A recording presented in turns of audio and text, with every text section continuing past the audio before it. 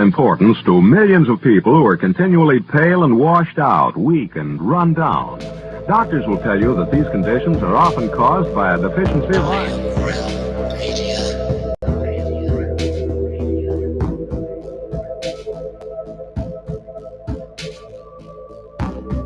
The iron you need to keep you physically fit and mentally alert.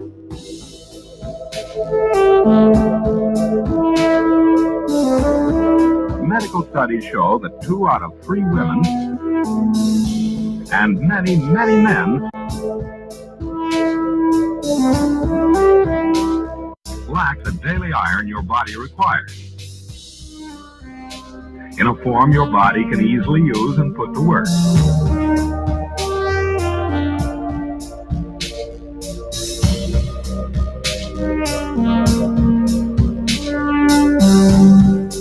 Every dose gives you more than your daily minimum iron requirement. We are awake, we are aware, we are not alone. We are striving for more. So if you're not getting the iron your body needs, We are awake, we are not alone. if you feel weak, run down, and are easily upset, We are striving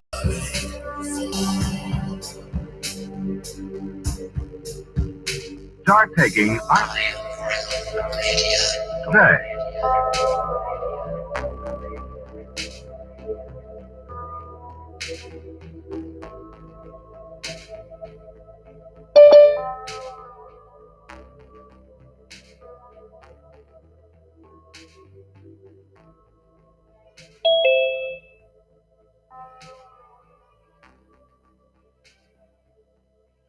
It's Friday, my dudes.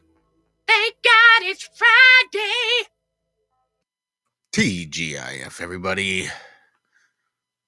Welcome to Have No Sphere right here on the Iron Will Media YouTube channel. My name is Josh Corey, and we've got a show planned. Well, we've got a show coming up. We had one planned, but you know how the best laid plans go. We were going to have that flat fellow, Tommy, on, but as society requires, we must earn a slave wage in order to not die in the street like an animal. And he had to work late. His job has been running late as of late. And he probably wasn't going to be here till, well, by the time we were wrapping up. So he's not going to make it. But I think we may have finagled a guest or two one way or the other. Let's jump right in and say hello to the gang, starting off with our original man from down under, Rob. Rob, you got the link. You made it in. How in the hell has your week been, sir? How you doing? Well, I got the link not off of you because I'm pretty sure you hate my guts, but Zach was kind enough to give me the link. Thank you, Zach. And yeah, I'm here. I figured you'd just keep waiting and keep waiting and keep waiting until you got the clue, but apparently Zach stepped in and just fucked it all up. Yeah, he did. He did. That's why I always ask in the morning, do you need me or want me? If you say no, I'll go and cry in the corner somewhere. And we always want you here, Rob. You never have to ask. All right. All right. And if you want to bookmark that link, it'll be the same MFing link every I week. don't know how to. If you haven't worked that out, I'm pretty out there with technology. So surprised I got on here. All right. I will make it a point to send you a new link every week. Excellent. Perfect. Let's say hello to one Mr. John Savage. There it is. Nope. Savage! There it is. John, how in the hell are you doing? All right, Josh. Hello, guys. And anyone listening, Liz. How come I can't have a Hazel. Rob? You can. Start of mine. I want a Rob. That's what I have for you, Rob. All right. Timestamp that. That'll be his. Yep.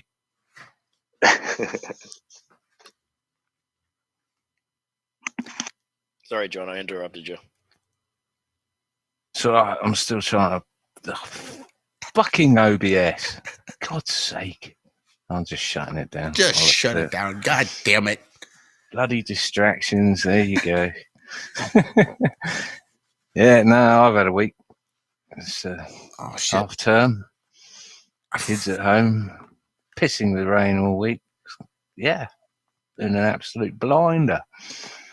But for the first time in years, I actually had a decent night's sleep last night, and I didn't dread coming on the show tonight for the first time in months, probably. I don't know what it is, but there you go. So, yeah, looking forward to tonight if anyone shows up. Yeah, my fingers are crossed. My fingers are crossed.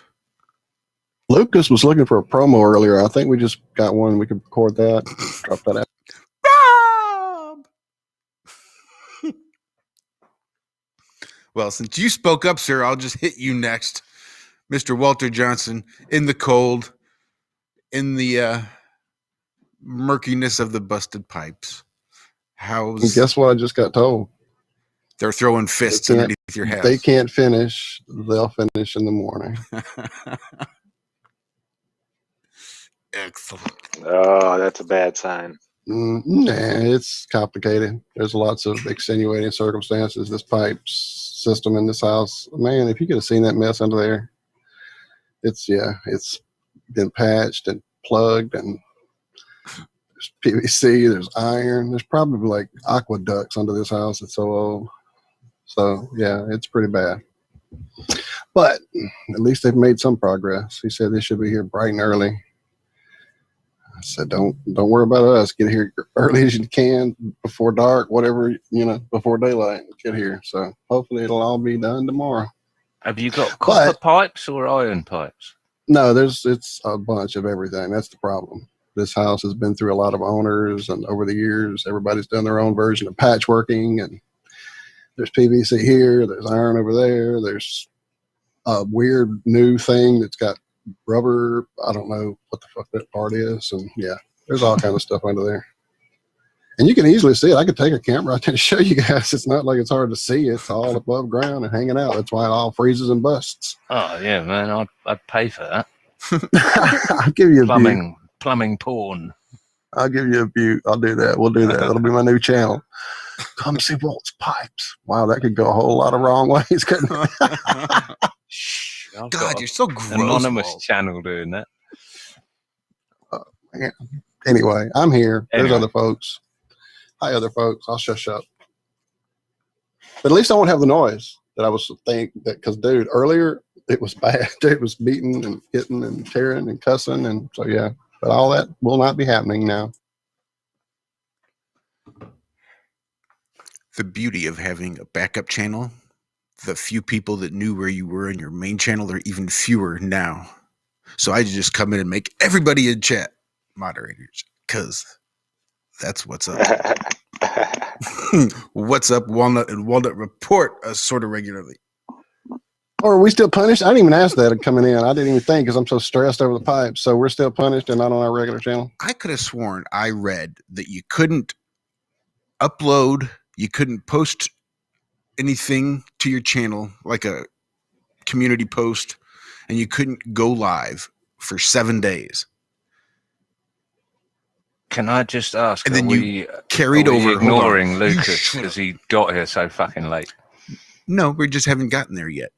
I wasn't that late. Shit. Well, we said hey to Rob. Zach was here before you were, and we haven't gotten to him yet either. You're not allowed to talk. You're in the corner, Lucas. Okay, bye. You're punished. You're punished. That reminded me of, I'm not even going to start. I've had movie references on my brain all day. It's been crazy.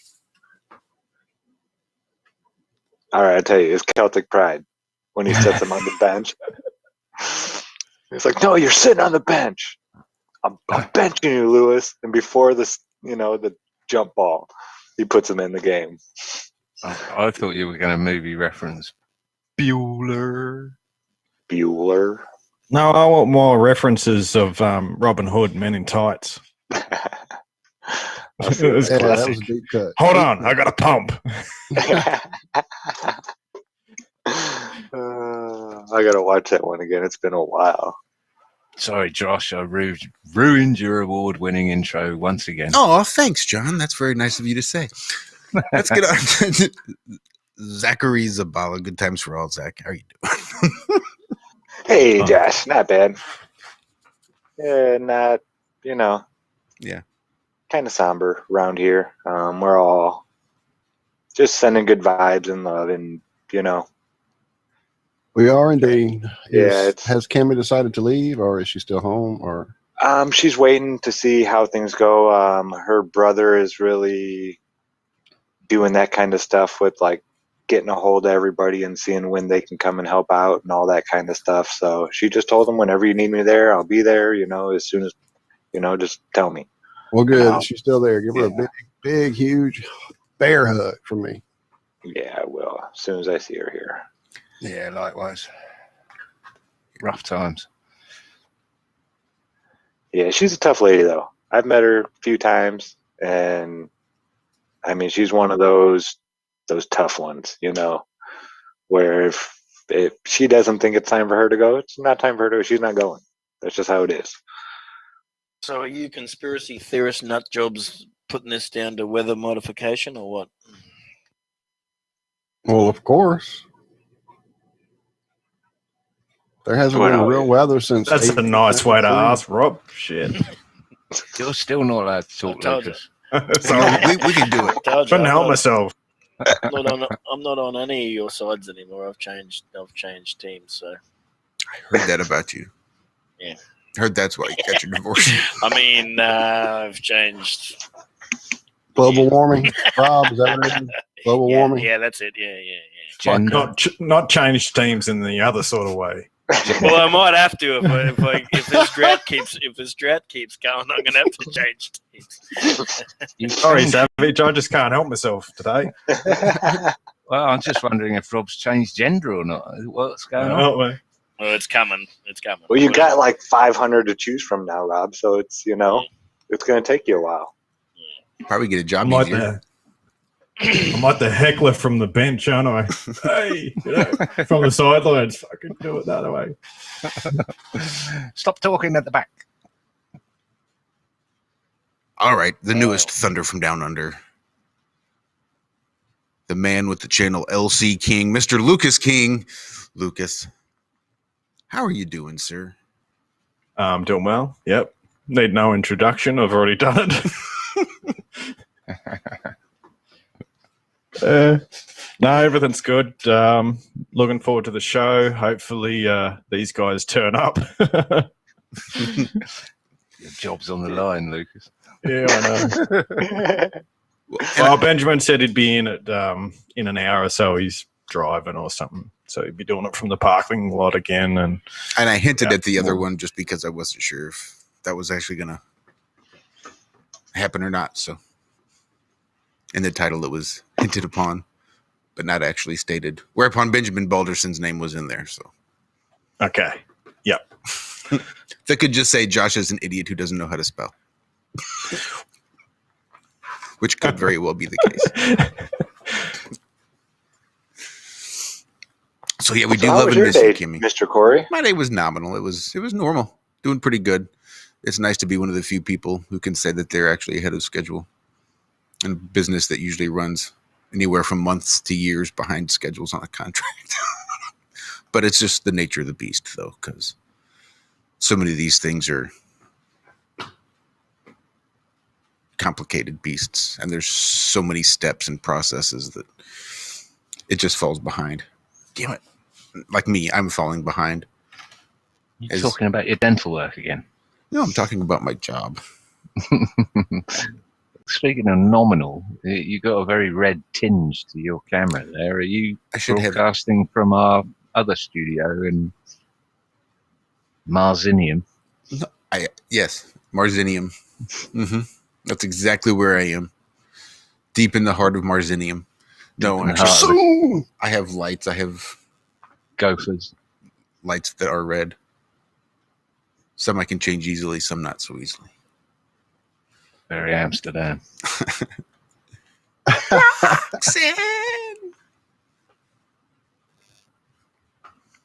But we do send lots of love towards Cammy's way, to her mom and to Cammy herself. I know that's a rough, scary time for you, Cammy. So my heart goes out to you, and I wish you nothing but the greatest of patience and understanding to you and your whole family.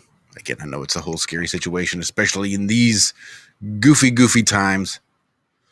Yeah, the waiting is the worst part Yeah, on these. and not It knowing. really that, is. yep. Yeah.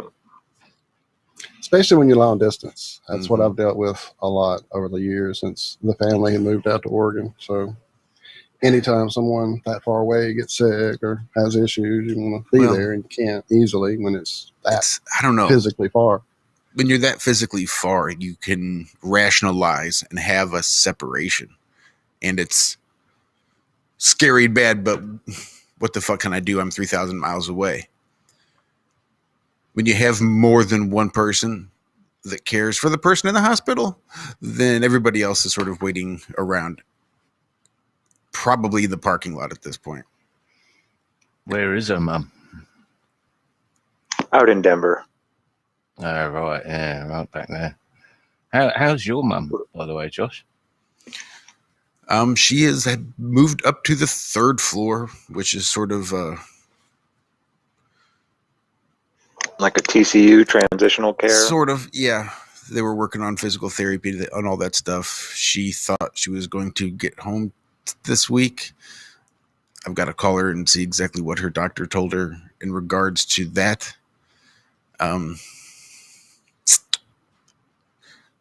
So my brother-in-law will basically then have to decide whether or not she can stay by herself. And that's going to get tricky. Because I'm pretty sure she gave, well, I don't want to get into it, but it'll be his decision. And he will require both mine and my sister's input. But he has the ultimate decision-making ability into whether or not she gets to go home and try to live, or go home and try to sell the house to go move somewhere more affordable, or she just gets put somewhere, or someone comes to stay. I don't know. It's going to be an interesting time in the very near future. Well, good luck with that, man. I know what it's dealing with family and yeah. It'd be one thing if she were accepting this willingly and gracefully, but she's still sort of in denial that she is where she is physically and mentally and everything. So it makes it more difficult. Yeah, that's rough, man. Love you, Josh. Oh, thanks, Zach. Love you too. Love you guys too. This really is such therapy for me. Well, anytime you want to talk, Rob's here to listen. Yep. I'll have his divided attention too. And you have my phone number, so you can reach out even if the show isn't happening. I certainly can. I really need to. Yeah. If there were a way to I know you easily do do. this, just upstairs and not having to involve a computer and stuff, but Yep. it's just so hard. It's part of the ritual, though, I guess, is coming down and setting things up and getting in your space. So I have my little space here in the studio. I understand. Yeah. Leave me alone. I'm in my room. I'm in my dark place. I'm in my battle bus, which I'm trying to flog. I'm a nomad. I wander. The earth is my room. I made the first steps this week. I got the batteries, so I might actually see if this thing starts, which is quite a big thing. Are you talking backwards or something, or incantation? Metallica reference. Okay, I want good vibes, man.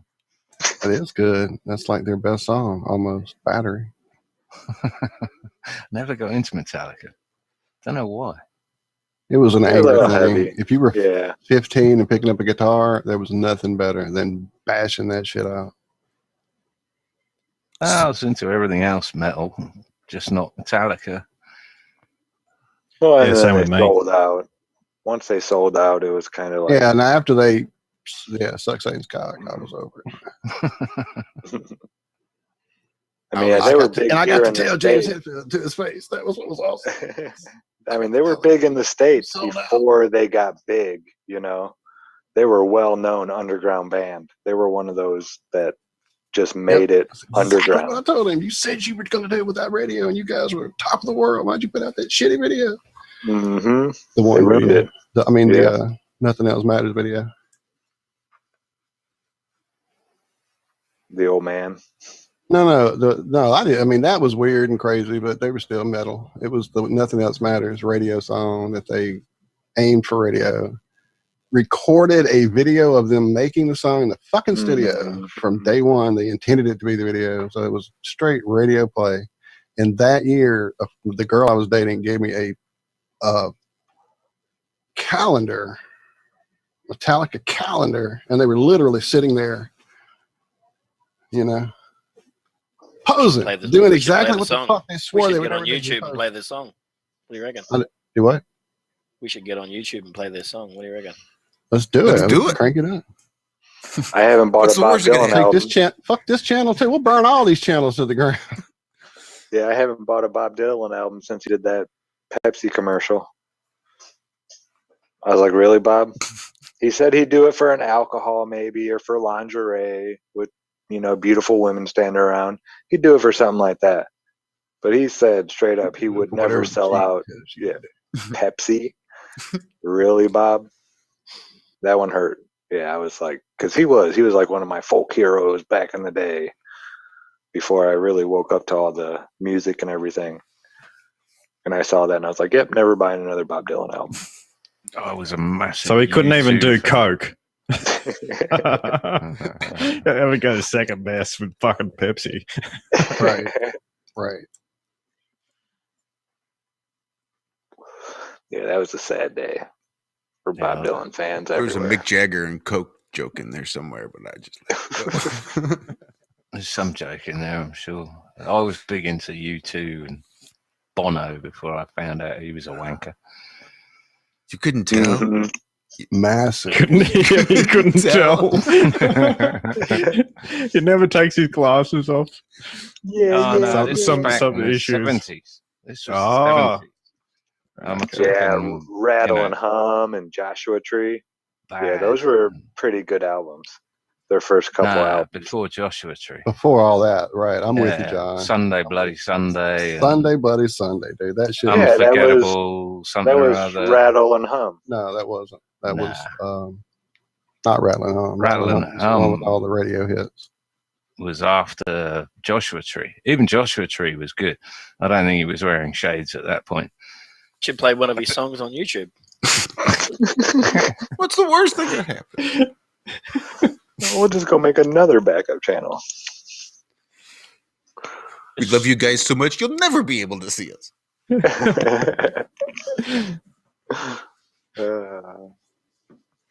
Yep. Anyway, let's change tack. I was my mother, who I've been battling for a long time now about everything, but she was umming and ahhing last week whether she's going to get this vaccine, and she's 73. I've been telling her no. So she goes to her hairdresser yesterday, and the hairdresser says she's not getting the vaccine because of this reason, and my mum's now not going to get the vaccine. Hey, whatever works, Rob. How about that? Be thankful. That's a Good old gift, hairdressers. Yeah. you know. Praise hairdressers everywhere that say that, So your mum took advice from a hairdresser over you. Yeah, we get it. You don't have to rub it in. We're trying to put a positive spin on this, John. We're trying to make him feel better and ignore the It fact. must have been. I think I need to work on my delivery. It must be my subtle. delivery, That was- the way I say it. It maybe I shouldn't have gone about, Mum, you're not getting the fucking vaccine, right?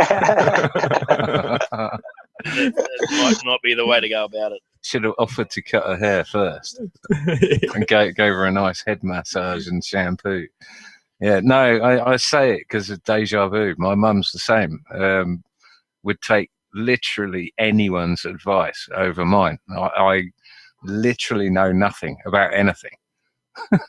And my mum knows everything about everything because she's 30 years older than me, of course. It's bizarre. So they're the people we need to reach, hairdressers. Yeah, it looks like. Hairdressers, mechanics, second-hand car salesmen, you name it. She'll take advice from them over me any day of the week. I knew a nice hairdresser back in the day. Ah, memories.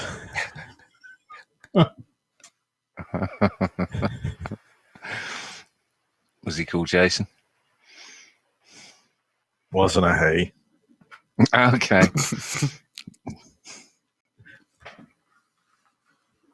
Anyway. Bueller. So apparently there's something going on Mars. They got the helicopter, the Mars helicopter has arrived. Oh shit! Had landed, yeah. So I did notice. I heard on the news they were calling it a drone. Like, nope, that's just a fucking helicopter. Yeah, and you're gonna like this, Savage. It's only got 3 blades on the propeller. 3 propeller blades, nice. Yeah, so it's just like your nice touch. It's me and Lucas, to fill anyone in, we were talking about wind turbines, weren't we? And how they were freezing up. And I was telling you how half the time when you see them slowly turning off in the distance, they're actually running on diesel engines. I don't know why. I don't know, but it's true. You go look it up. There is a massive diesel engine inside those things. But also the whole 3 paddle design or 3 propeller design is the least efficient means of creating energy from the wind out there. And this has been known for years and years and years.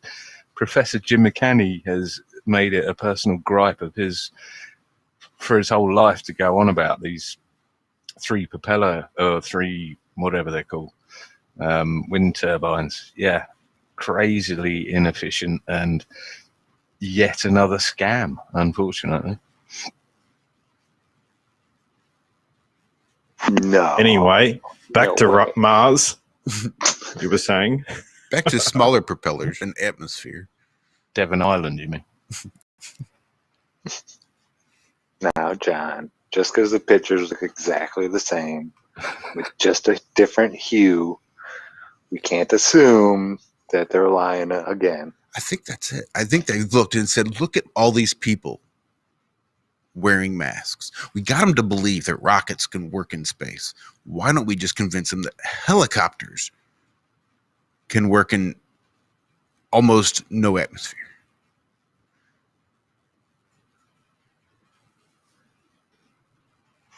And they've done it. Well, yeah, why not? Spin it real fast. That'll compensate for the lack of... Right. I'm sorry. I can't even finish.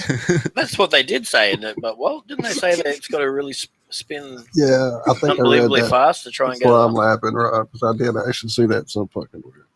Oh. So yeah, when those air molecules are really far apart, if you spin something in them really fast, they suck together and form solid layers to fucking work on. I don't know. Like when you put a piece of solid metal into the atmosphere way up high in those temperatures, like where the all these satellites should be. And, that's the reason they don't get hot is because the air molecules are so far apart that they're not going to, you can't conduct heat when the molecules are that far apart. So if we're going to stick munching space lettuce, then let me dive in then.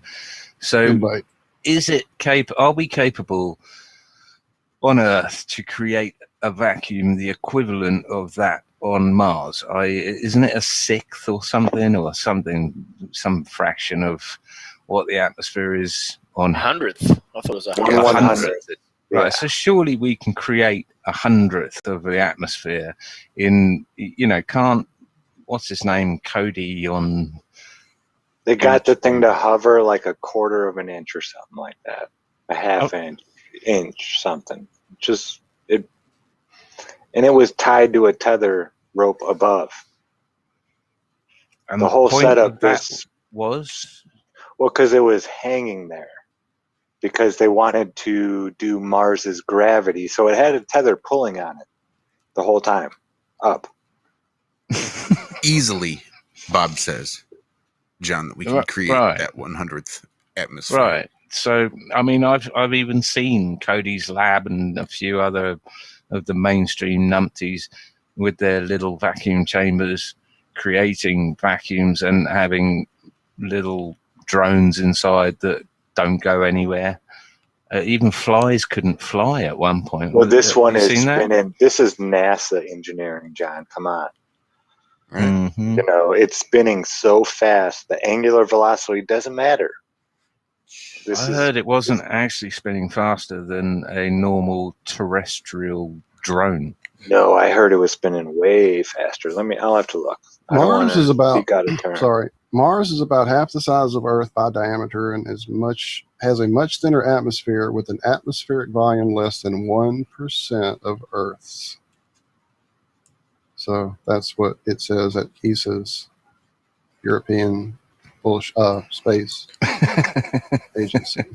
Well, so there's really no reason why we couldn't recreate what they've created. And if you don't know, it's primarily carbon dioxide based. So yeah, we just all breathe into a big room. Or just get some cow farts.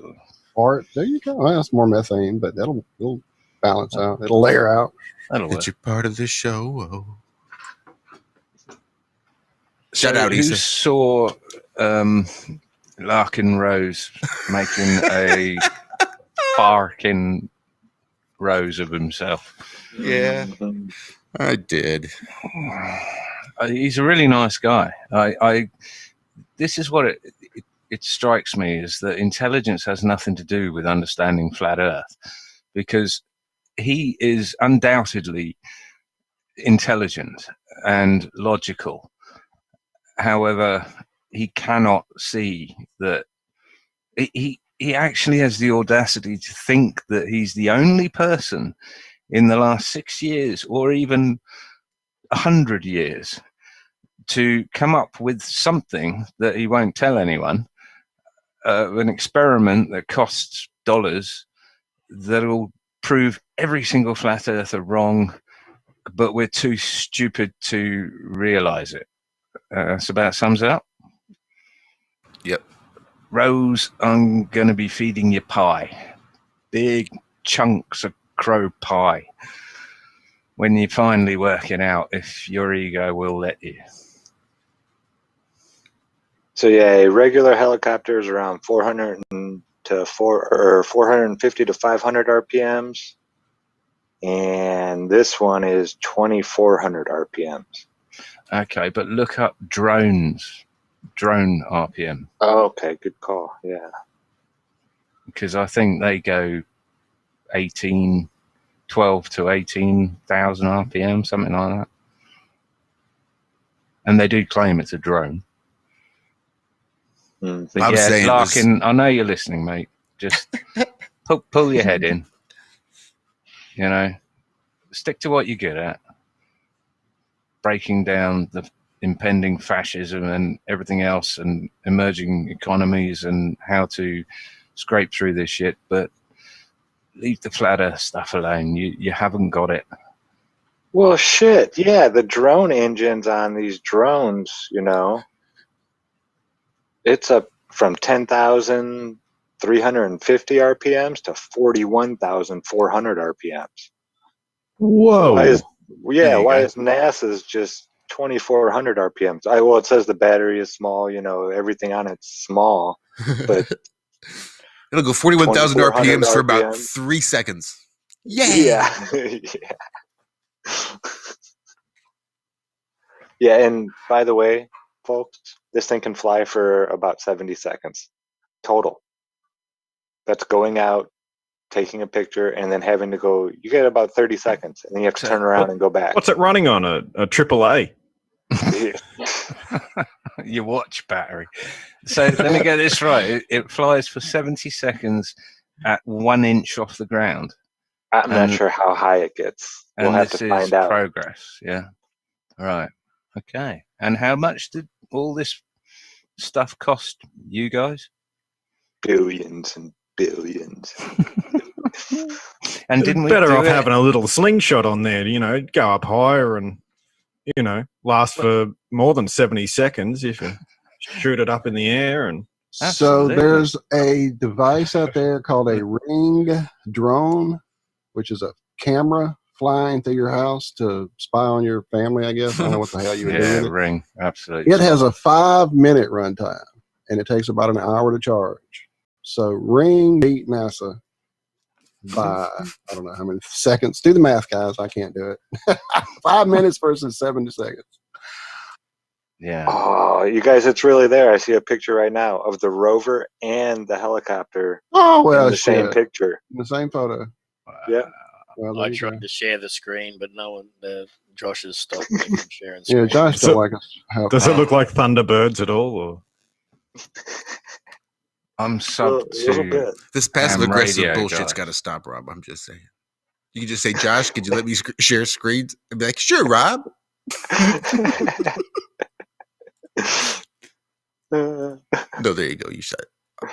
I'll go ahead and make everybody else co-host. I was good last week. I was on it. As they came in the room, I was making them co-host. yeah, he was. I was proud of you last week, sir. This week, I was It's just making people. not I was handing out telling me wrenches how- as they come in. It's not telling me how high this thing is going to fly. Yeah, I'm looking for details I can't find on them myself. I mean, if it can't get over, a little 4-inch boulder or rock, really, then what's the point? Well, like Lucas said, it would be so much better to have some sort of catapult device that shot this thing 30 foot into the air with a little parachute, like a little Action Man Like the old parachute. school days, right. It came down and probably last way longer than 70 seconds. I mean, surely the rover itself is higher than 1 inch off the ground, which is all this thing can muster, isn't it? It won't say. No. I'm sure Red's rhetoric is screaming at the screen. It's 6 inches, you bastard! You hear this shit, Larkin? What the fuck? Yeah, the nights are going to get to negative 90 degrees Celsius. Yeah. Negative batteries. 130 French. Good batteries. Wow. Because That mine must be don't work amazing. when it's minus fucking 5. Hope they got those pipes wrapped.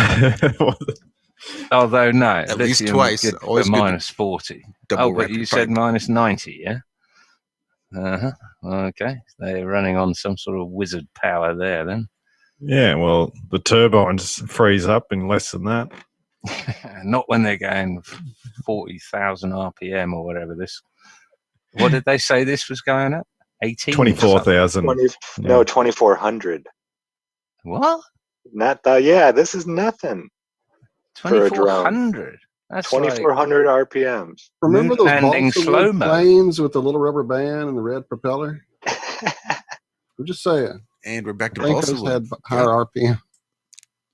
wow. Foucault got his gyroscope spinning faster than that, probably. Yeah.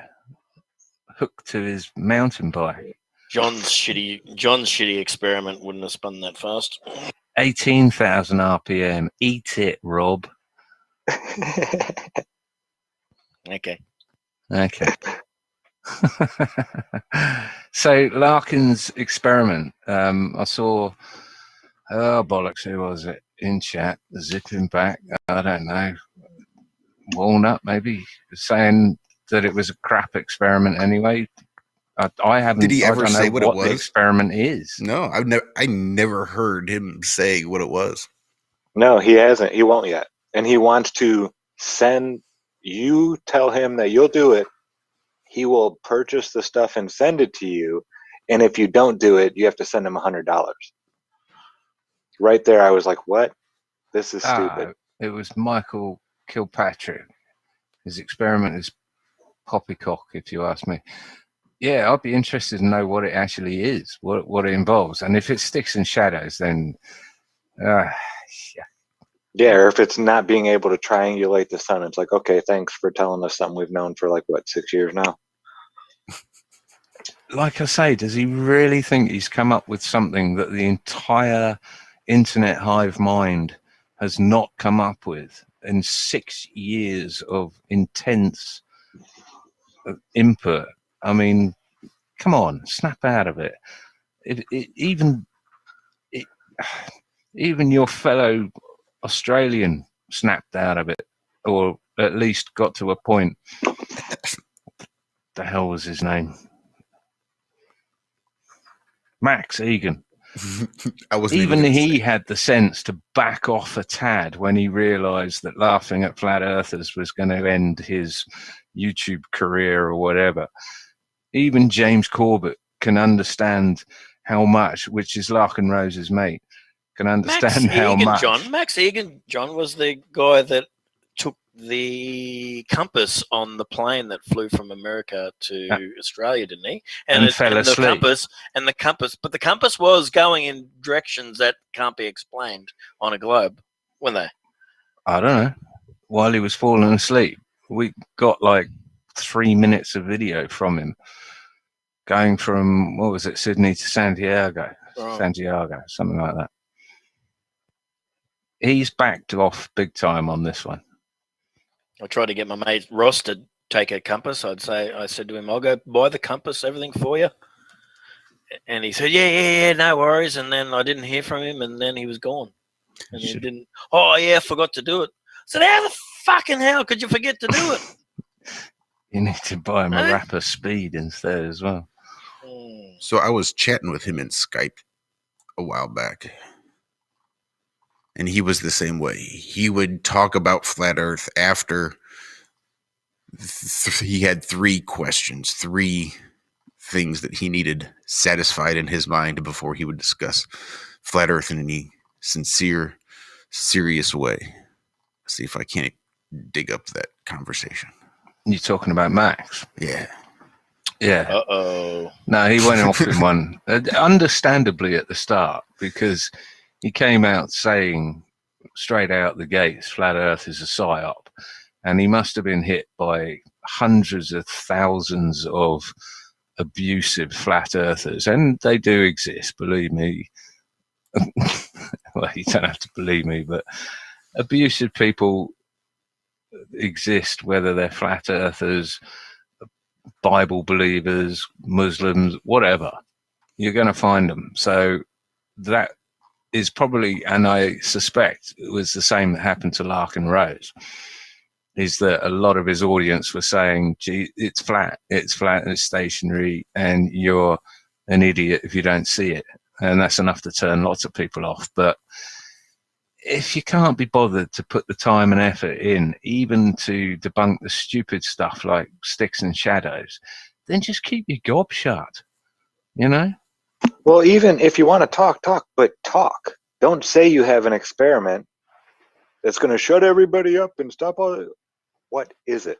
And then accuse everyone that comes back of being retards, and that's why your experiment has to be so retarded so that we can understand it. I mean, you're just setting yourself up. You're hammering nails into the coffin that will eventually you'll find yourself in. Just don't comment on it if you haven't done the unbelievably extensive research that most flat earthers have done to get to this point. It's not a belief, it's knowledge, it's knowing. Anyway. Condemnation without investigation is the root of all ignorance. It's the height of ignorance. When I was at that party, John, when everyone was hammering me, what I do remember of that conversation was me asking them how fast the equator spins on their globe and how fast it moves through their space and how fast it moves around the sun, and none of them. I was going to say, not one of them knew anything that I asked them about their own system. They probably didn't even come close. Out of the 20 people that were gathering around the table, none of them knew. Yeah, Tommy offers $20 every weekend out at the flea market. We'll find somebody new and be like, "Hey, you want to play a game? Give you $20 if you can answer just one of these questions." But it's like Larkin posted a link to how we know the distance to the sun, and as Karen pointed out, it relies on an assumption straight off that we believe we know the size and dimensions of Venus, which you don't, you can't. Mm-hmm. It's ridiculous. What do you mean? It's our sister planet. Yeah, It wouldn't be called the sister planet if it wasn't around the same size, right? we're not a planet, but yeah, close. Yeah, it's easy when you just make up that one. They need a start point. They have to have one. This is the thing. It's okay. I can understand someone reading those articles and saying to themselves, right, that makes perfect sense. But as good researchers, they should then go and research, what do flat earthers say about the distance to the sun? What do flat earthers say about sticks and shadows experiment? What do flat earthers say about anything? You know, that's the sign of a decent researcher. You have to see it from and know the argument, know your opposition's argument better than they do. Like evolution, you have to know about speciation and the 7 different types of evolution, the macro and the micro, and you have to know their argument better than they know it, or you're not a good researcher. And considering Larkin's portfolio of information he's put out so far, he's a fantastic researcher. So how does it fall down when it comes to flat Earth? And that is where I think intelligence is trumped by your ability to be able to change your fundamental beliefs and views on something you've been taught from the day you were born. Only some people can do that, it seems. Doesn't matter how intelligent you are. And, well, I mean, he does have his own thing going too. You know, maybe he's just behind the times. He's just now catching on. I mean, I know he's talked about it before. I mean, he's discussed it before. I don't think this is the first time he's mentioned flat Earth. No, he's mentioned it from years back. He's been banging heads with flat earthers since flat Earth came out. This isn't a new thing with Larkin.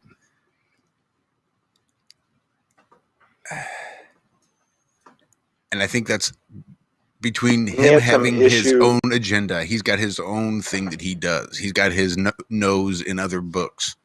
Yeah, and there's nothing wrong with that. It's like Ken not at all. Hovind. You know, you do evolution, you do Bible verses, you do everything else. That's great. But don't comment on flat Earth until you've done some research about it. At least the bloody basics.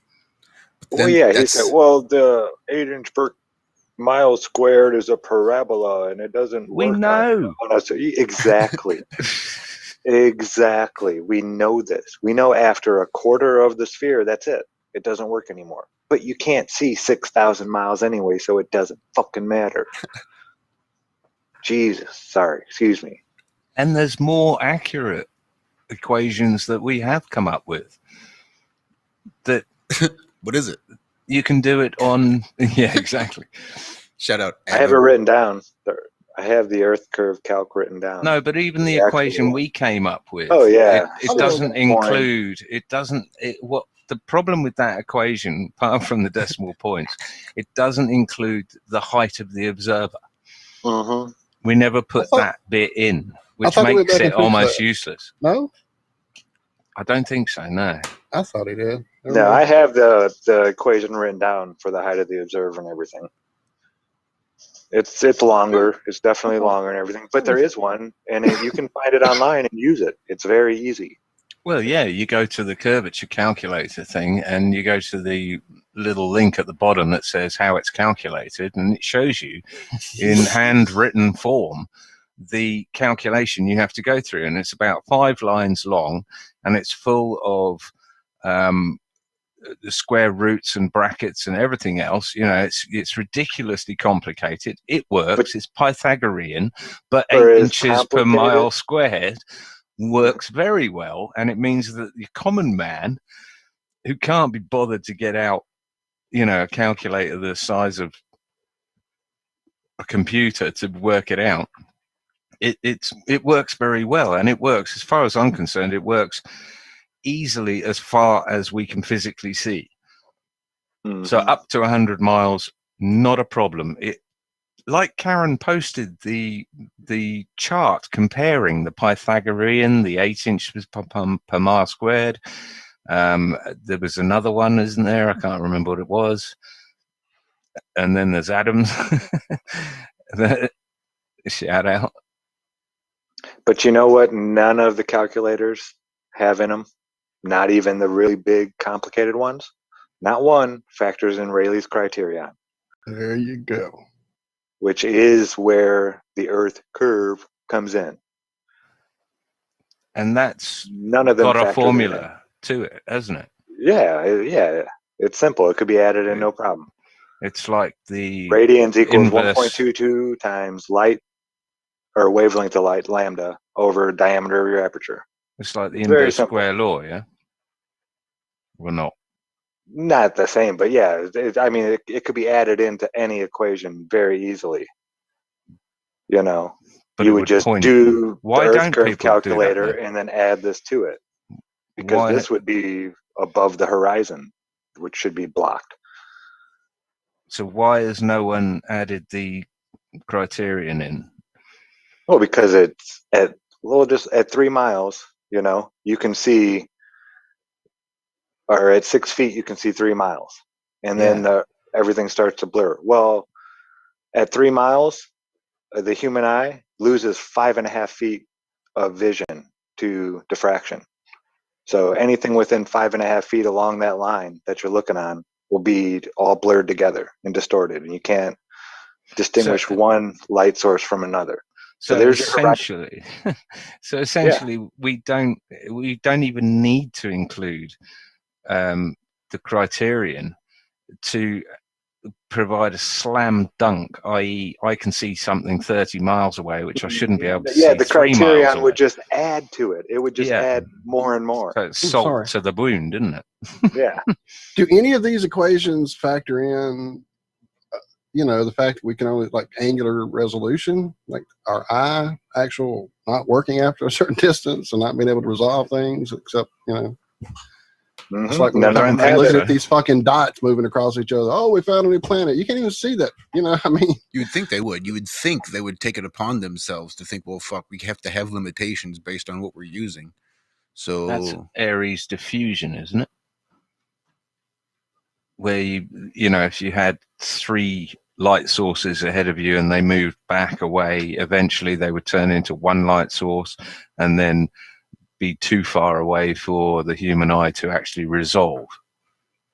That about right, Zach? That'd be Fresnel diffraction. Okay. There's 2 types, Fresnel and Fraunhofer. Fraunhofer is what happens along the horizon, because it's that same distance from you all the way along that straight line, and it's blurring all the way along that straight line, not just in the center where you're staring at, but the whole line will blur. That's Fraunhofer. Now, Fresnel, Fresnel, if you're looking at your hand from 2 inches away, you still can't see the little cells and everything because they've all blurred together. That's Fresnel. That happens whenever your eyes are open looking at anything. Yeah. And then Fraunhofer is when you're looking to infinity and beyond. But you found another one, didn't you? The Aries diffraction. And then it disappeared. Yeah. Dude, that freaked me out. That's one of my Mandelas right there. Yeah. Yeah, there was like 6 months of research. Just the main word I researched daily just disappeared. I was, what? Wait a minute. What's going on here? I've been wrapped up in the conversation. Just got back to the chat on YouTube. I see Bob posted an equation there. Did you guys grab that? Oh, I guess that's the height of the observer. What is that? I'm not square root. I don't know. 1.22 times the square root of the height of the observer. Or maybe is that time? I don't know. Yeah. It's probably hard to write. God. And isn't that Maybe hard- 1.22? yeah, I was about to say that too. Maybe hard to just put it legibly for us. Just put it in ASCII. 1.22 times the square root, the height of the observer. Right. Okay. But isn't that 1.22 linked to Yeah, the Rayleigh's angular criterion. resolution? So 1 foot. Yeah, I think it's 1 foot is one. You can see 1.22 miles from 1 foot. I think. Right. That's insane. I never added that together. Oh my goodness.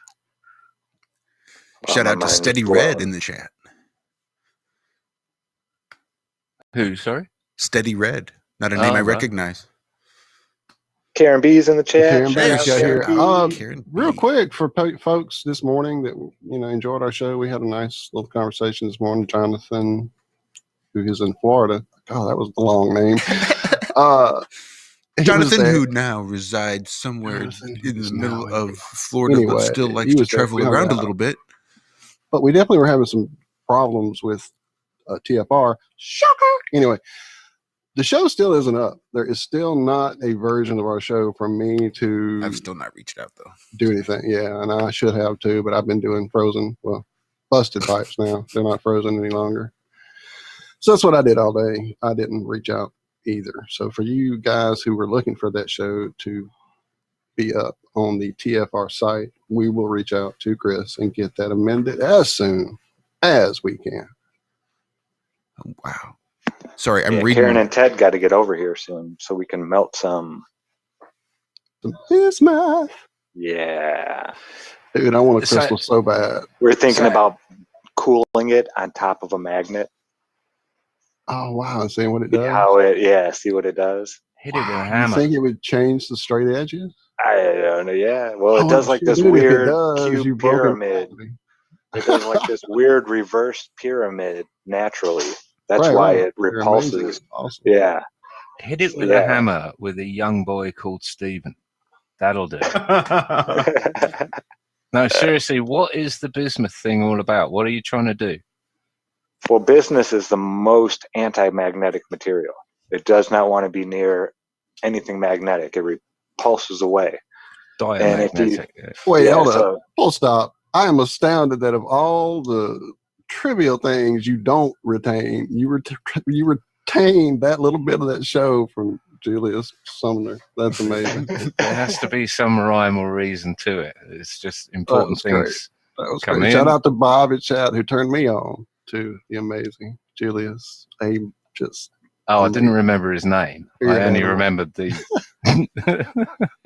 boy who was. I spend at least 3 days a week watching him, and I usually don't watch any less than 10 straight through. They're just great. Wow. They're just, it's his power, his presentation, I recognized his voice. I didn't recognize. He's been at it a while, and I can't believe I missed him completely. I guess because I was a whole, I was more the Mr. Wizard area. Do you think he's more entertaining than Walter Lewin to a it's a close one. To a 13-year-old?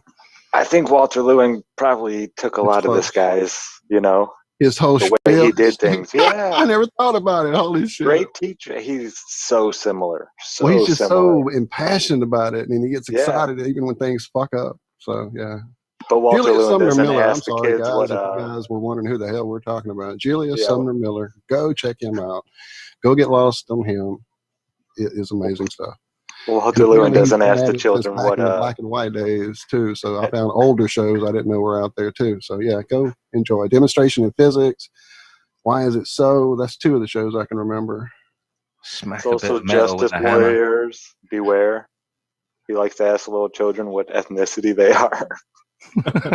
I know that one show that he happened to do that. You guys centered in on it. Of all the shows, yeah. But usually it's just, like I said, him just in a whirlwind of amazement of what he's showing you, just how beautiful it is and how astounding. Isn't that amazing? I think it's quite beautiful in its innocence that, no one even batted an eyelid that he was asking people where they were from and their ethnic background. That was a normal question back in the day. Absolutely. And that was like, how's the weather? Elderly people talking to children was a normal thing. Now I've got this veil of you raging politician paedophile. Snippy Pete. I mean, Snippy Joe. It's just totally wrong, isn't it? Because, he was literally trying to teach children. In this day and age, it came across as quite creepy, but in reality, it wasn't creepy at all. And it was really, I think, only on those early shows, those black and white Why Is It So ones, where you would have guests in the studio like that. I don't remember too many of the later colored ones having folks in the studio, other than like helping him grab things or light things. Or I could be wrong. Again, I've watched so many different eras of him. There's an amazing demonstration he did at like an Air Force event, and just all kind of stuff. How did we get onto him? I don't know. Struggling to remember. You kept remember me telling Karen hitting the hammer that she and Ted have to come over soon so we can melt some bismuth. Yeah, and try to magnetize. That's where we were. Magnetizing got you talking about striking. So it's diamagnetic, and what's the point of melting it? Well, you melt it into a parabolic shape, like a dish. What you do is you take the bottom of a pop can, and it's that nice dome shape, and that's your mold. So you get it all nice and liquid, heat it up, pour it into there, let it cool, and then you have that parabolic dish. Well, you set the magnet on there, and you have a magnet up above it. And it levitates. You can sit there and blow it with a straw, and it'll just spin. Gotcha. You can move it around. Yeah, it's a cool little, something to sit on your desk. What's the melting point of bismuth then? It's low. You can do it on your It'd stove. have to be lower than aluminium then. Oh, way lower. Aluminum. Yeah. Melting point. I Aluminum. think it's close to lead. Yeah, 520 degrees Fahrenheit. So it's actually less than lead. Yeah, it's low. What's the melting point of aluminium or aluminum? 2,000 degrees, 2,100 degrees Fahrenheit, I think. You can't melt it in your 660 Kelvin, 660 Celsius, as far as I remember. Yeah, let me see. You can melt bismuth in a stove in your kitchen. Oh. And what is bismuth? Is it what element? Oh, no. Is it a metal? Aluminium's only 1,200 degrees Fahrenheit. Bismuth, it's a type of metal. Okay. Interesting. Yeah. And what uses has it got in industry, or what's it used for at the moment? Because I know they were trying to get a bismuth container. That's chalk, isn't it? No. Yeah, it's in... Create bismuth crystals from Pepto-Bismol. Oh, yeah, Pepto-Bismol. It's in lipstick, stuff like that. Yeah, I was going to say some kind of cosmetic stuff, too. Bob and Chad saying bismuth is the most diamagnetic material in the world. So it's used in medicine, cosmetics, fire detection, extinguishing systems, replacement for lead in shot and bullets. So it must be heavy. Let's see. Real-time research. Density of bismuth. Rob, you're quiet. 22 grams per centimeters cubed. Shout out Nemo. Thanks for keeping me honest. No, actually, right? I was actually really kind of lost. I got lost in thought, believe it or not. Big surprise. Steady Red. And then I got to thinking about James True. I haven't heard much from him because he'd been hidden on Facebook, and I guess he was a bad boy, apparently. And I guess I must have been unsubscribed, or I don't know what's going on. I noticed he was a noticeable absence. There was a vacuum left without James True there. But Steady Red in chat was saying that this past year has been his wake-up process, that everything was a lie. Think, man, how's that for a dojo worth smack in the ass?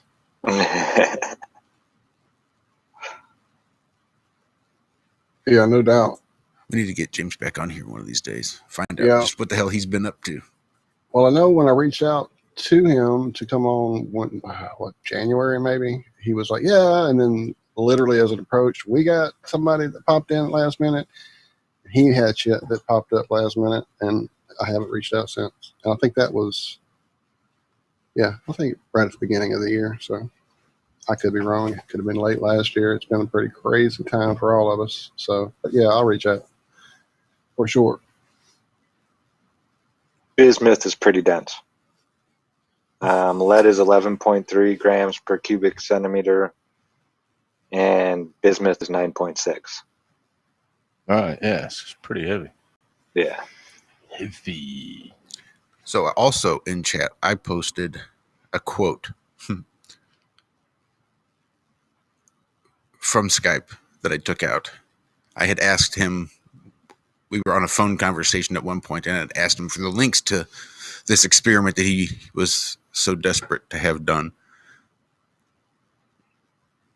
And this was his response. He says, links? No links. This is real world stuff. You get a surveyor and you mark out an equilateral triangle, each side 1 mile. Put a marker stick on each corner and get a theodolite that can measure very fine increments, and you measure the angles. They should be. Good luck finding a theodolite that can measure very fine angles at that distance. At a mile? Yeah. Good Lord. Yeah. And Since they were good for what, 250 yards? If that. Rob, you know that. And good luck finding something over land that ballers aren't just going to say, yeah, but that's a flat bit. Mm-hmm. Like the whole of Kansas, which is only the 7th flattest state in America. Like the, what's it called? The Myanmar? Nah. Well, at least he didn't say walk 10,000 miles in a straight line. Well, here, what we have is they should be 60 degrees, but over 1 mile, they are not. The angles are out. They are ever so slightly too wide by 1 arc minute and 11 arc seconds, i.e. just over 1/60th of a degree, and that is due to curvature. It's how they discovered curvature to begin with. And yet we're the theorists. Right. Because I want to know which weekend Max did this on, when he couldn't even stay awake on a plane to Santiago. Well, which weekends? Because surely you would not want to just do it once and call it, oh, that's Earth curvature. Look, ta-da. That's surely not a hilly bit. That's Earth curvature. Ta-da. And you're doing it over water. And Well, you're trying to take measurements or you're doing it over land. They're doing it over land. Of a mile that they over a haven't device even that's not even to the research point of realizing that over that land it can't be done. you Yeah. can't do it. It has, which is why we use water. Oh, but water bends around the curve. Really? Then there should be a mathematical formula that tells us we can't see something 3 miles away, and yet we can see it 30 miles away. It just comes a point where you're just bashing your head against a brick wall and skinning your forehead. There's just no point anymore. They'll either come to it or they won't. It's entirely up to them, and not necessarily their intellect, but their ego. It's ego. It is. Yeah, has to admit that everything they've been taught is a lie. And not a lot of people can do that. Well, quite a lot of people can do that. That's like Ken Wheeler, one of the smartest guys, when it comes to Ken a few Wheeler, things. Kent Hovind. Real bright. I heard him say a few days ago, or a month ago maybe, and I even commented. Because he said, where's the edge, then I want to, or if the earth is flat, then I want a picture from the edge looking over. And it's like, you believe flat earthers think they live on a disc floating through space? Which shows that he hasn't done the minimum of research to realize what the hell we're even talking about. And it's ego. It is. Well, also, and it's kickback from all the aggressive flat earthers, and I've seen them. I've seen them in the comments. And I wouldn't encourage it on any front. But they're people, dumbass, I followed you for ages. The Earth's flat. Well, I It did says poke the so bear. in my Bible. It's this, that, and the other. I did poke the bear a little bit.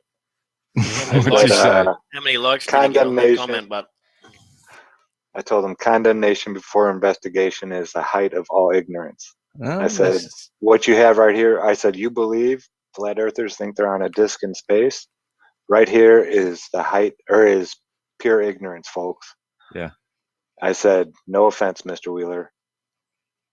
I don't see a problem with that, because how true. many years ago was that said? It's not a new thing. You're not exclaiming anything new. But how many likes did he get on that comment, Zach? I don't know. I think like 2. That all? Two's better than none. Right? Yeah. I mean, 99% of people who follow Ken will agree with everything he says, because it sounds intellectual and A way lot of them are above their camera head. guys. They They're not don't so even Yeah, but he understand makes what it. he's He saying. makes it sound like that. Yeah. He makes it overly wordy, and instead of just simplifying the. Well, yeah, isn't a true genius someone that could actually explain something so a child can understand it? Exactly. Yeah, you don't understand it until you can teach it. And if you have to just... I'm not having a go at Ken here, because the words he uses are very specific, and they have meanings, and he knows the meanings of them. He does like to chop them out, because he's probably bored of explaining what they actually mean. But I would hazard that most of the people that follow him or retweet him or thumb up his videos have no idea what he's talking about. And this is the same fallacy and myth that Einstein lived off, that only a handful of people could understand the theory of relativity, or E=mc², or any of these other things. It's like, no, that's not how it works. I can Nature probably is simple. say I comprehend about at least 60% of what Ken says now. We've got a guest which is coming on in way a few better than the minutes. 20. You've got that a I guest used to. coming on in a few minutes, and I did want to take another minute to shout out Steady Reddit chat, because that's really got to be a rough year to completely reject what you're seeing. It's one thing to go along like all the rest of the people. That makes life real simple. It's real easy to do that. But when this is what is waking you up, that has got to be a lot. So I just wanted to send some of those vibes your way, because, man, that has got to be a rough process, especially for not just you, but the people around you, watching you wake up and them not understand it. So my hat's off to you. Know that there are people out there. You're not alone. We love you too. And we are glad that you are waking up. And as you do it, I think you will set the example. Just remember to treat those around you with love as well, even when they get frustrating and their ignorance is rooted deep or reaching high. That's the bit I have trouble with. Me too. Yeah, sometimes I just ditched them all. I was over it, ditched them all. that's about the only way I could do it. The only way I could keep a sane mind and not be a dick to everybody around me was to disengage and just say, you know what, let them have it. And I think that's part of what some of these people out there on the interwebs are there to do. They're there to disrupt and waste time and change you, make you unhappy, make you angry, push you to do things. Yeah. Yep. I'm not even having a go. There, have you? I think Josh has got whiskey in that cup of his. Black I'm coffee. assuming. cold black coffee. Yep. Well, lukewarm.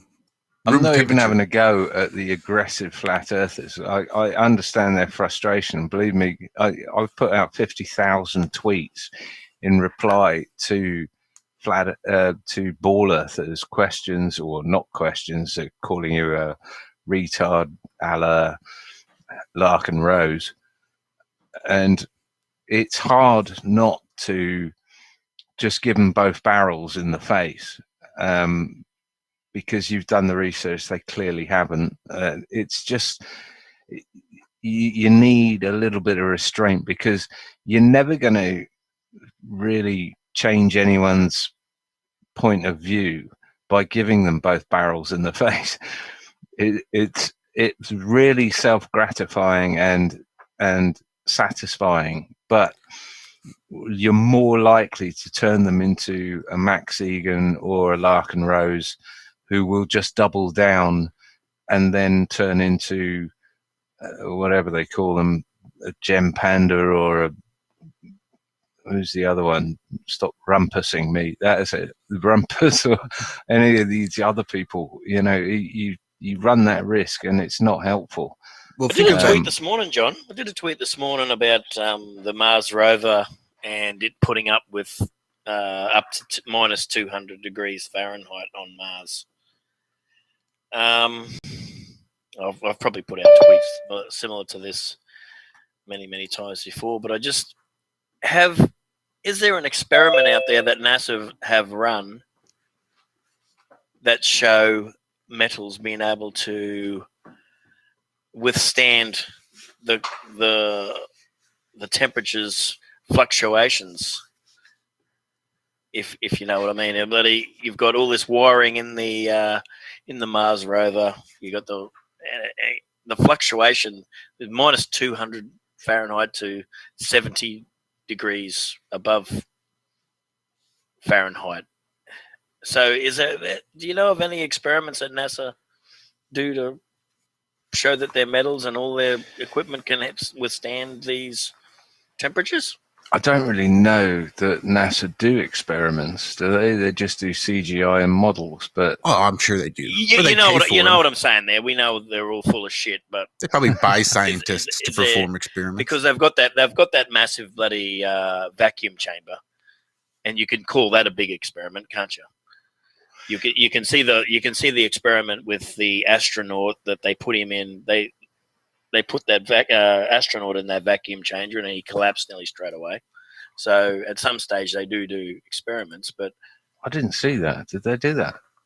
His spit boiled on his tongue. He reported afterward. I saw that as a centrifugal dude. No. This was standing in like a little tiny thing, and they. Is there footage of that? Is there somewhere? Yeah, I've heard of it. May not be out there now, but I had seen it growing up because I was a huge NASA fan. We're kind of talking about that in chat on the side. Sorry, John. He was sitting down he was sitting down in the chair, wasn't he, Walt? And he sort of fell back in his chair. Fell down on the had chair, to rush sat in there back. and grab him. Yeah, Had to rush and then in he there talked and grab about him and the get him out. spit literally boiling on his tongue. I remember that as a hasn't kid. Mark That terrified me, Sargent, that idea. Hasn't Mark Sargent had a challenge out to any put me in a astronaut? spacesuit, throw me in a vacuum chamber. Yep. Put me in the vacuum He said chamber. he'll do it. Yeah. Give me a spacesuit. I'll go into a vacuum chamber. I mean, there's got to be enough hate out there to actually make that happen on BBC fucking Channel 1. Oops. Have we been joined? Sorry. Well, so last week we got to do a Valentine's Day show, which is one of those shows that I've always wanted to do. I've talked about it every year or something that I wanted to do. We almost did one last one, and then this year we made it happen. This is a guest that ranks right up there with a show that I've wanted to do, a guest I've wanted to have on for at least that long. I'm pretty sure I've discussed it in a pre-show before we were, again, this was making a list of potential guests if we could get people on. This man was 5 years ago, 6 years ago, whatever it is now. He was definitely on that list. So thank you so much, Lucas, for making this happen. This is super exciting for me. Why don't you tell everybody exactly who it is you've managed to drag onto our strange little corner of the internet? Yeah, no worries. It's Marty Leeds.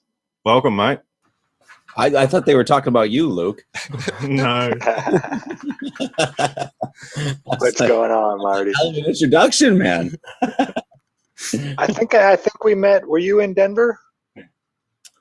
What, at the Flat Earth Conference? Yes, yes. Yeah, I think that's where we met first time. Zach Zabala here.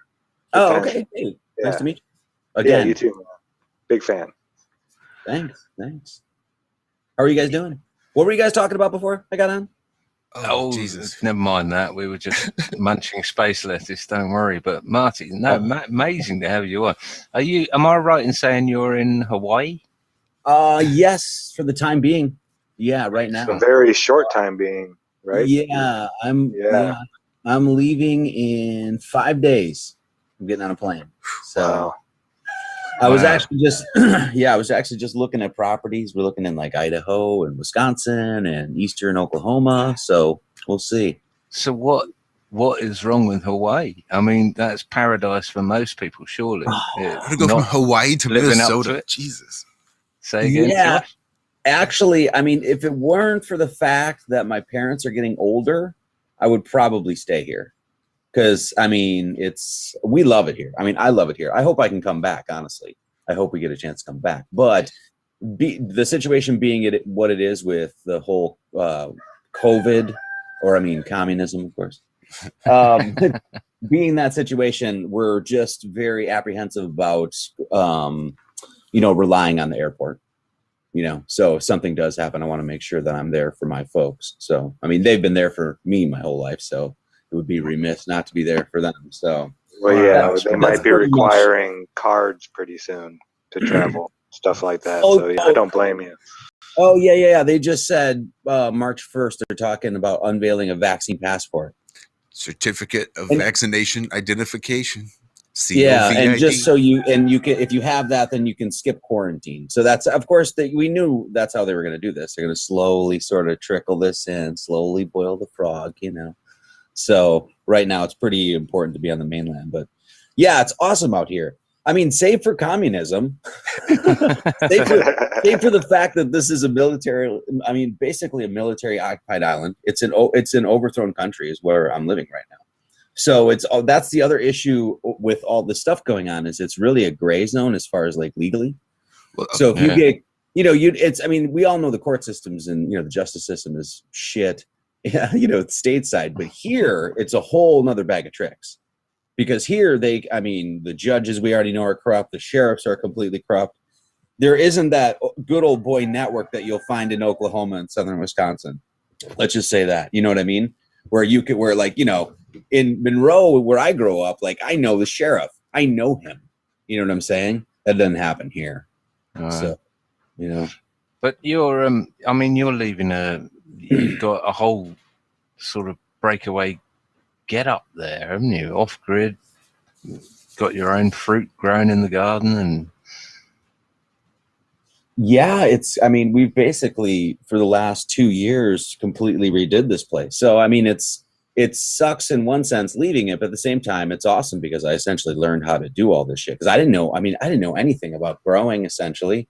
I knew nothing about setting up a solar rig. I basically knew, some basics about building and things like that. But the rest of it, was a short learning curve. Let's just say that. So we developed all these skills here, which is great. And we also doubled the price of our property.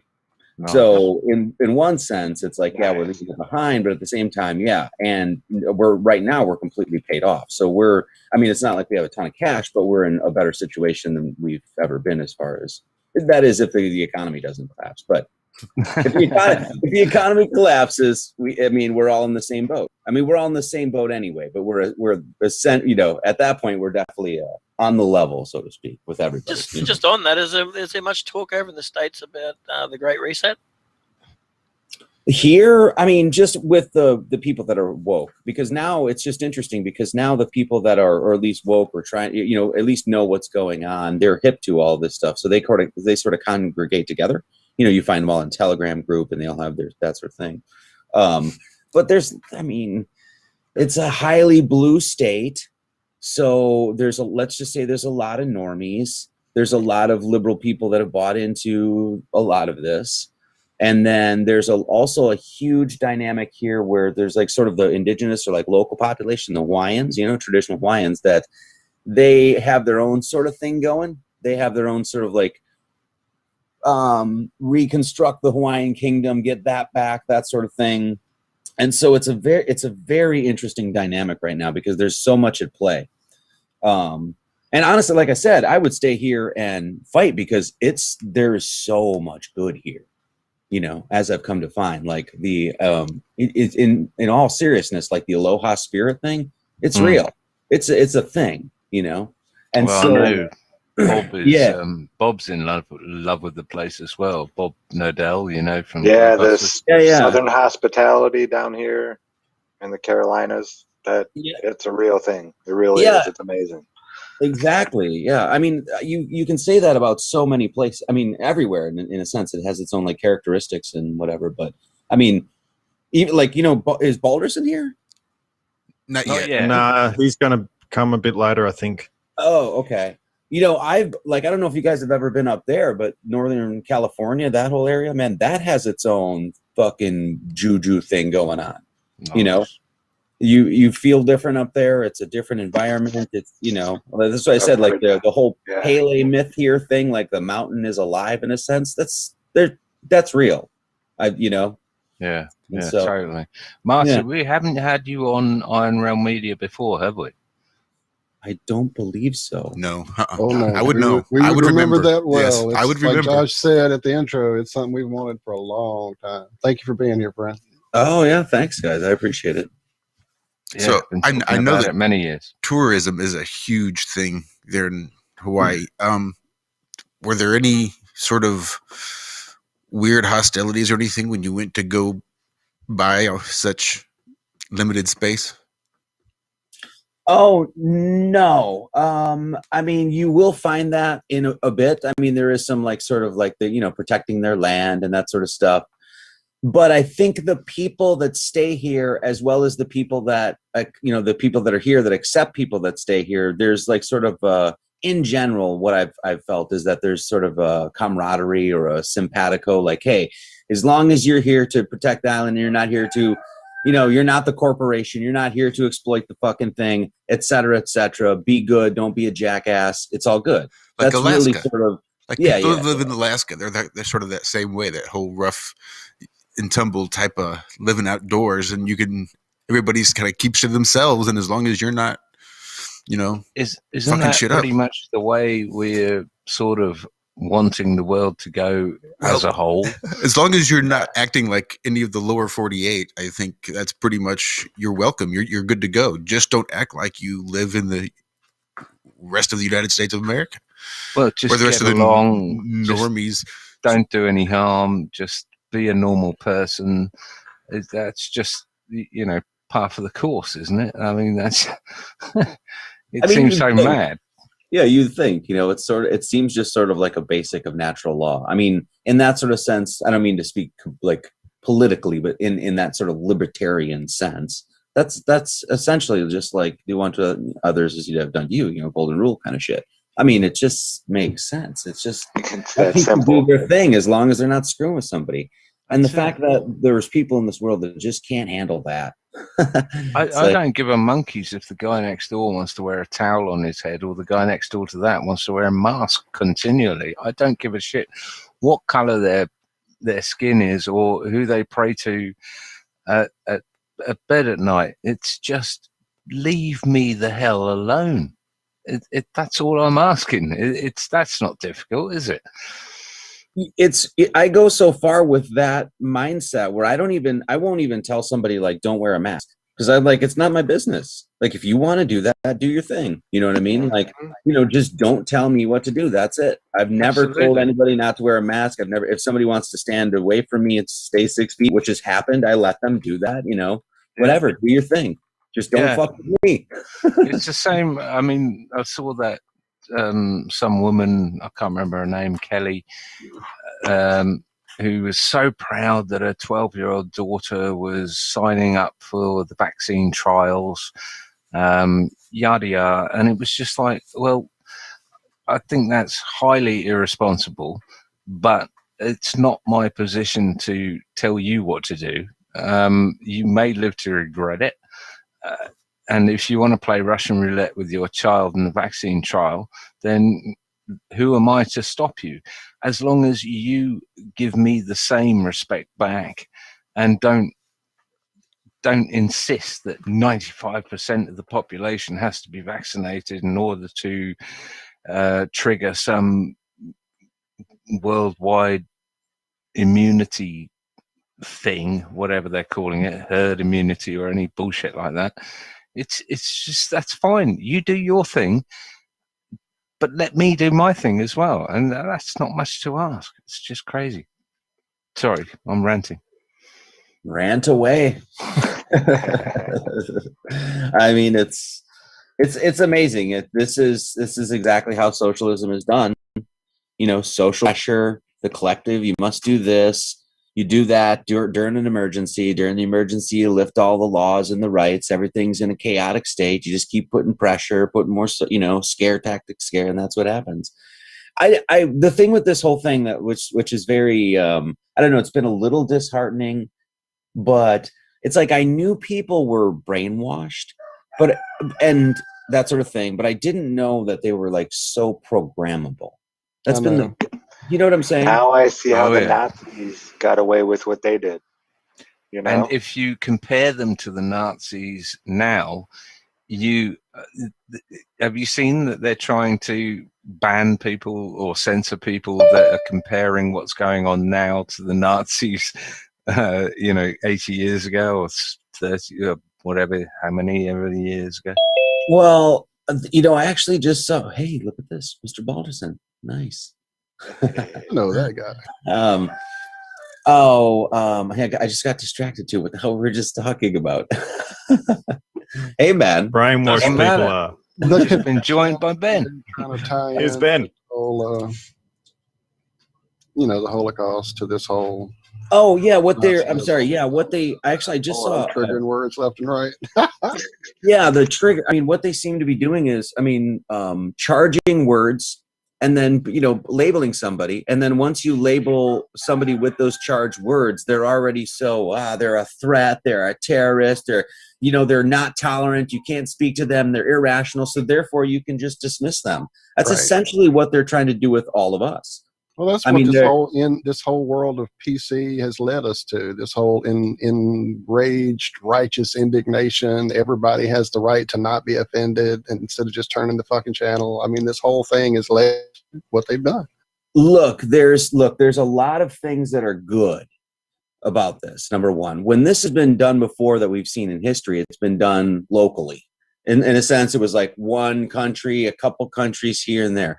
They tried to pull this shit, if you will, globally, if you will, pun intended. But and I don't know. I think they overplayed their hand in this sense because it's just, it's like, it seems like everybody is waking up. Like even people that believe in this shit where I'm at, right? They're tired of it. They're not scared and they're tired of it. They're like, I thought this was going to end. Yeah, they're just like, I thought this shit would be over by now, and now they're pushing down more. And these are people that are like, oh, my grandmother was tested positive for COVID and she was sick, and they believe it. And they're still like, I'm sick of this nonsense. Happened with my daughter-in-law. She's a nurse just recently, and going into this, she was gung-ho, full bore. We could not come visit the grandchildren, the whole 9 yards. And now she is so over this and telling other people they're stupid for even thinking about wearing a mask. So it is happening. It may not be as large scale as we want it, but it's growing. I mean, just one thing too. It's like there's going to be more chaos. And there's going to be more death. I mean, whatever you want to say, we're in the throes of some sort of act of genocide for sure. But that shit ain't going to last because it never does. No, as Christ says, it's unsustainable. It's unsustainable. There was I forget who said it, but I heard this a couple of times. But it was the analogy of like when you play Dungeons and Dragons or like some video game or something like that, and the person that's casting spells, if they have to cast spells all the time, they get exhausted. And then, so therefore, the wizard loses his power. That's right. Yeah. So It's just interesting. You see like the Zelda's energy bars going down. Yeah. Wizard ate the potion. Hey, I'm gonna stay on here. I gotta pass this over to Balderson here I because was I going got to say, somebody we here. introduced this awesome dude that just. I was just gonna say, I've seen your head, Marty Leeds. That's a skinhead if I've ever seen it. There's your label. Exactly right. I gotta meet somebody. I'll be back. All right. How we doing, Benjamin? Fantastic. How are all you guys doing? Welcome back, Ben, man. Glad to have you. Glad to have you. Doing well, Ben. I'm just listening to you on Crow. I think it's 286. Does that sound about right? Yeah. But podcast. Oh yeah. Episode 286, and then on cell salts. Yep. And then there's a second part to that, like 292 or 297, something like that. I don't remember, but 286 is the first one for sure. Yeah, I've got patience. I'm slowly working my way through them. I can't speed anything up on what I listen to MP3s on, but I don't think I could speed your stuff up. It's going way over my head, and it's going way over Crow's head as well. But the cell salt stuff is fascinating. It really is. Yeah. Crow said like 4 times, I think, on that first episode, this is over my head. I when I first met Crow, probably like the second or third time I talked to him, he said, "You're too smart to talk to people, right?" That's hilarious. Yeah. So what do you guys got going on today? Well, let Lucas answer that. Yeah, hanging out. Nothing really super particularly planned. We don't try to drill our guest and have him put on a presentation or anything like that. We just like hanging out with you guys. In fact, that's what Crow actually said when we finally got Crow on here about, what was it, 2 years ago?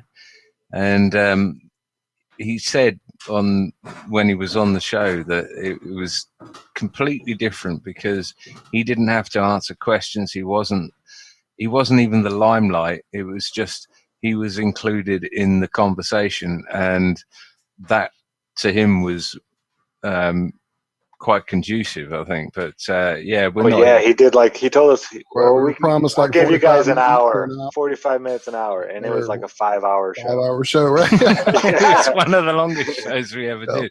But also, the last time you were on, Ben, you were on with one of our most antagonistic pugilists we have, which is Christ, what's his name? Hacksaw. Yeah, and he was in rare form. That was interesting. Form. He was in rare form too. For Yeah, that show. He came in hot. No, not rare form. I mean, every time he comes, usually on, takes Hacksaw a little controversy while to get up to that level, though. So it definitely. Was, I was sitting there, and I'm trying not to be like combative or start arguments with other guests, and he keeps going on and on and on, and finally I'm like, do you believe any of that shit you just said, man? Like, wow. But it got me all riled up, and I start going on about Israel. So then I'm like, oh no, it got me. Oh, you're talking about last show, shit, yeah. No, it's good fun. Whenever we have Hacksaw on, it's good fun because he's like a Yorkshire Terrier. He won't let go. Perfect. Oh, tenacious. Things. No doubt. What breed of dog do you call us when we leave? Who said that? Is that Hack from years ago, John? Yeah, that's what I was going to say. You guys don't understand. Hack's like one of the family, though. He was here before this thing was even a show. He was here in the early dawning days with trying to figure it all out. So he seemed like a really nice guy. And I understand where he's getting his information. It's just sometimes you got to use some sense when you're, with that, like literally like saying China's going to come get us. I mean, if China was ever to unify as a country, like become one country under one leadership with one goal, they would run the world stage the next day. Yeah. Well, the Australians might have something to say about that. Don't China Yeah, own but you lot now? Yeah, Yeah. we're owned by coming them. to get us. Coming to get They us. have, They don't need to come and get us. They own all our land, so it doesn't matter. You know yeah, what? They they have own all about your- just the same expectation of all uniting as we do over here, though. That's the thing. They have Right. just as much, if not more, turmoil, going on daily, riots and everything. So I'm not worried about China at all. No, I- they've never been unified in any way, shape, or form. They're actually more split up than we could ever imagine. It's just we only talk with and deal with one faction, and so we pretend like that's all of China, and China's giant. They don't run the entirety of it. It's no different than in the dynastic days when like they had the Ming dynasty. Well, there was a bunch of competing dynasties. We just hear about the big ones over here and the ones that we traded with and did things with. There was many others. But don't we get that in the Western world? Is that, most of us would put our hands up and say, not our government. Being from England, I would never put my hand up and say, the government represents me. I mean, there's literally, as far as I could tell, there's no country in the world where the people would say, yeah, the government represent me. And as far as I know, China own most of the ports, the ground table, the water table in Australia. They own most of the ports in America as well. It's Yeah, they've got a 99-year lease on one of our ports, major ports, and yeah, they own some of the big, massive farms out in sort of the central Australia. and they're Well, bringing then in. saying it on the water table also, I just saw that they're planning on putting water in as a commodity in the stock market, and they're going to start trading water as a commodity. So that's scary as shit. That's exactly what Yeah. has been happening. That's exactly what fracking was all about. Because, as far as I know, the old boys, the Rockefellers and the Rothschilds, etc., have always wanted water as a commodity. I mean, water, for Christ's sake. As we're told that 70% of what we live on is water, but yeah, they're going to try and bring in the scarcity of it, which is why they've been fracking in Australia, which has contaminated the actual water table of Australia, and they've been trying to do it all around the world, to be perfectly honest. Not China, but I mean, China is not just a bunch of Chinese people, the elite that are running the show. They're funded by the bankers, and at this point, they're not legion to any country. They are international, as they call themselves anyway. Isn't that right?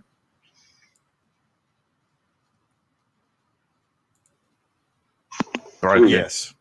From what I understand. That is correct.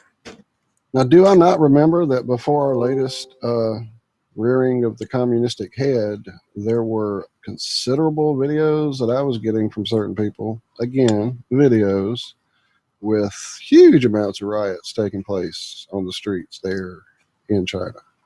Yeah. Mhm. Yeah, I thought they were close to. They were supposed. I think they were right around the same time as the Yellow Jacket events were happening. It was getting pretty volatile all across the plain. So yeah, I think Yeah, that whatever was happened to the Yellow part of the Jacket? time for this play to happen. They did. That's why I really believe that had a huge part of it. Before they pulled the Rona scam, the whole of Hong Kong was rioting. The Yeah, whole of France was rioting with the Yellow Jackets. Denmark, everywhere, all died, didn't it? And flat Earth was going through the roof. well, it's flu season. It's been over a year though. That's a whole season. Seasons. It's a really long flu season. Yeah, it kind of shows you how back in history, though, when they say that these events happened, that it doesn't make it so. We're living through one right now, and if they're still around and in charge in 100 years, people are going to believe that, yeah, people were dropping dead in the streets from the coronavirus. Absolutely. Absolutely. I mean, it's no different than the Black Plague. You know, if you go to school, by the time you're done, you'd believe that the entire known world suffered from the Black Plague and not just a small area in England, primarily London. You know, and then you look at any other set of histories, like even when it was Alexander conquered the known world, except for the Germanic tribes and everything on the other side of that. You know, it's always the entire world as they're telling it. Even nations themselves. I'm like, you know, like everyone's saying, like, no, I mean, the government doesn't represent the people, and the people do not feel represented by the government. And I mean, you could basically say there's really no essentially the closest unified country would be Israel, because there's actually a movement towards Zionism.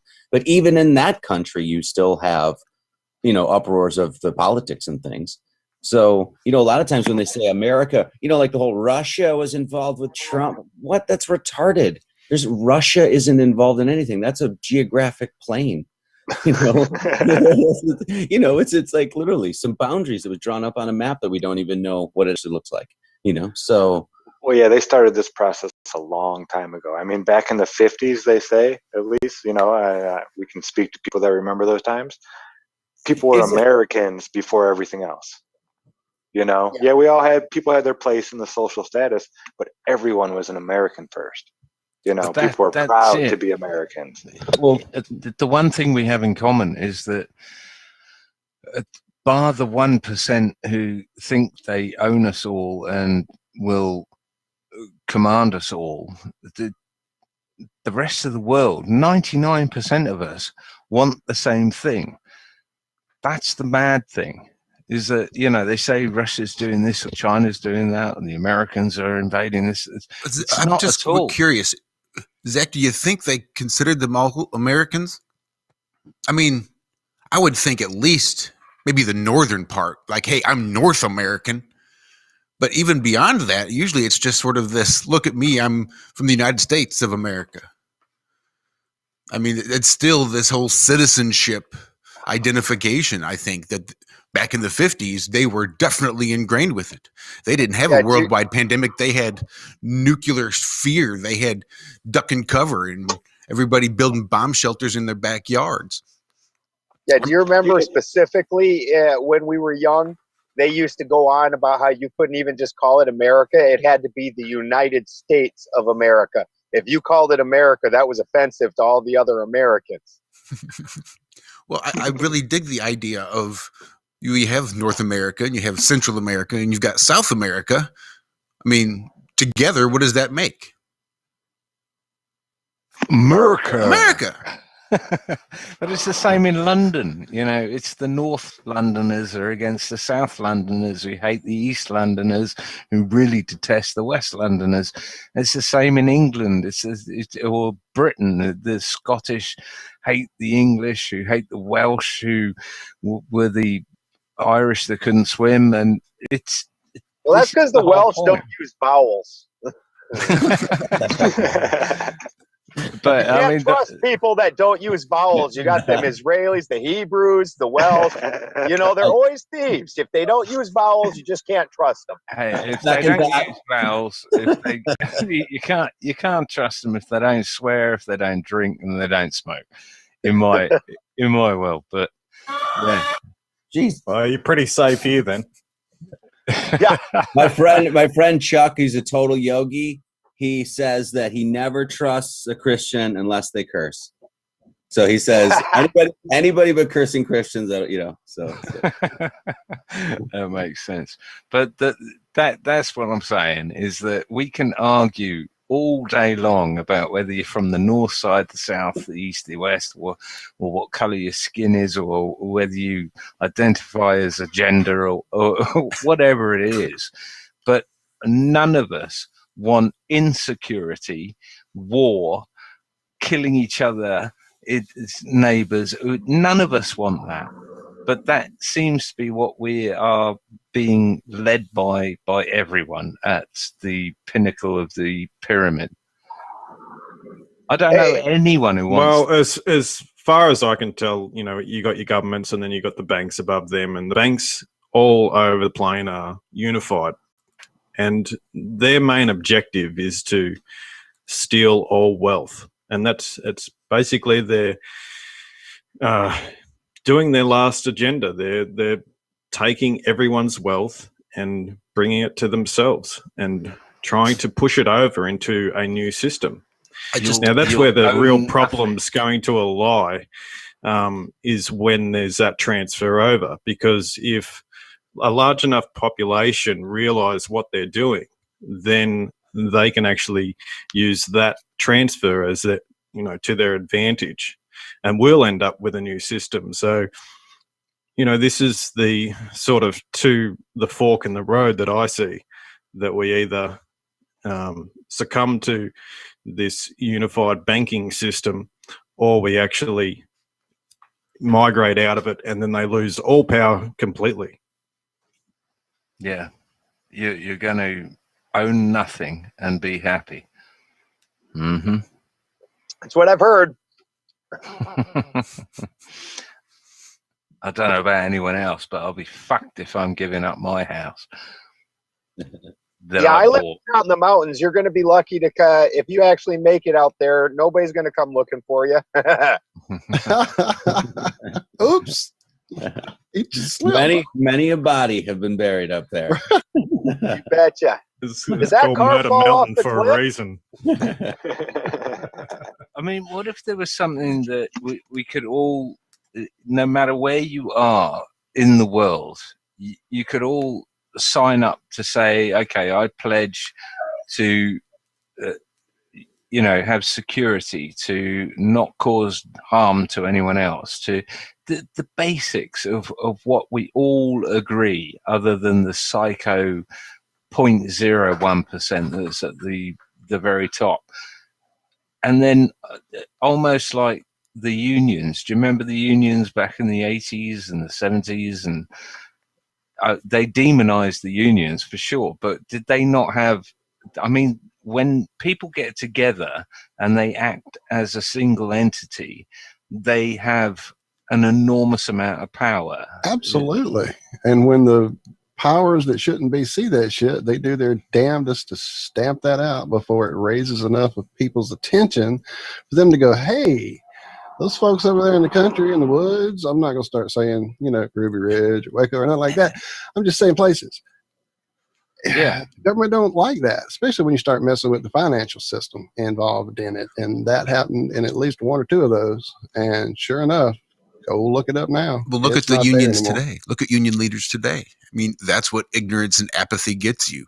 When you're mistreated and you're being taken advantage of, you have to join together and fight back and demand getting paid a living wage. Mm. But then you take those people that represented you and you just say, okay, you're in charge, do whatever the fuck you want. And they say, really? All right. Yeah, fuck you guys. The problem is it's easy enough to demonize, because those movements always start out good, and then it only takes one greedy jackass that's going to do all kinds of maneuvers for self-enrichment rather than doing what the union's truly there to do, to completely ruin any reputation that union has. And then it's a slow degradation from there. They're going to lose all their power because their roots been cut right out from under them, because they have no trust. Like communism. What if? Well, it's always a problem of any sort of collectivism. Yep. But if the rules are written in such a way as to preempt that greed or corruption or whatever, I mean, back to writing a constitution for a union or something, this is what we stand for. It will always come down to corruption in the end, but if that's mitigated against with clear instructions for the mission statement of that union to start with or something, I don't know, but I think Jefferson had it right. Occasionally, the life tree of liberty must be refreshed with the blood of patriots and tyrants. So, no matter what system you set up, no matter how well thought and how beautifully done it is, eventually, after enough time, some jackass is going to come along who wasn't there to fight for the beginning of it, and he's going to twist it and turn it to his own needs. And then it's going to be the responsibility of the citizenry, the patriots, to stand up and say, listen, we're not going to put up with this, and we're going to put our life on the line to do it. And that's why it's always the patriots and tyrants. Patriots, the first one to bleed. Yeah. Oh, yeah. Yeah. And we're seeing it in real time right now. I mean, they how long have they been after the Second Amendment? Yep. I mean, it's just absolutely relentless. And it is literally, like you're saying, people are rewriting or reinterpreting the original was pretty damn clear, wasn't it? You got the right to bear arms. Duh. Again, you're talking two separate constitutions at this point. Which one are you talking about? Yeah. Do we have the right to bear arms, or does the Constitution remind the federal government, hey, don't forget, you can't fuck with these things because the people have the right to free speech, the right to free press, the right to free religion, and they have the right to protect that First Amendment. You have the right to protect those with a gun. You have the right to bear arms. These aren't rights given to us by the Constitution. The Constitution is a reminder to the government being created here. These are limitations. These are things you cannot fuck with. You can't violate these rights. They're inalienable. Right. So if they want to go after the Second Amendment Constitution, that's fine. They're going to get their reminder. It just sucks they don't have the piece of paper there to read, because the only other reminder is going to involve gunpowder. That's just the only other way to do it. That's what that Second Amendment's fucking talking about, because you can't fucking ignore it. Didn't your state, Missouri, just pass a law? They're working on saying that at no time, or they're working on it. They've been working on it for years now or ever. Will any more infringements be placed upon any firearms or anything like that? Yep. Yeah. Only the state, only Missouri will regulate its firearms. Yeah. We need that here. Yep. They need it everywhere. That's what they're designed to be. Each state's a country. Like Bolivians don't identify as Americans, right? Because they're Bolivian. That's why Missourians shouldn't identify as American, because we're fucking Missourians. Each state is defined as a country in and of itself. These countries came together and said, okay, we need help doing some shit. We're going to create this other little bitty entity to help us do these few little things. But wait, don't forget that the people have these few protected rights that you have to fucking respect. But please handle some money stuff, because everybody's creating their own, and this is fucking crazy. But Lucas, you had your Port Arthur affair, didn't you? I mean, it's a case of apathetic populations. We had our Hungerford, and I can't remember what it was up in Scotland, but that basically banned firearms over here without a blink of an eye, because so many people were watching Big Brother or some shit on TV. You guys in the States are literally, I don't know, bar Middle Eastern countries, you guys have got arms, and you're in the Western world. It's down to you guys. Good luck. Yeah, it's the only thing that saves us. Everybody wants to argue about this, and pretend like the government's all controlling. The best the government can do in the United States is control the city centers. If you try to march across any farmland, every farmer that has a 30-06, and he has 12 of them sitting in there with 3,000 rounds and 16 other guns, and each of his kids is holding one, and his wife. Like, when you try to march across that guy's land, he takes out an entire platoon for every one of him. Yeah, good luck. Because he's doing it from half a mile away. You're this big moving army, and he's hiding in every hidey hole in his land.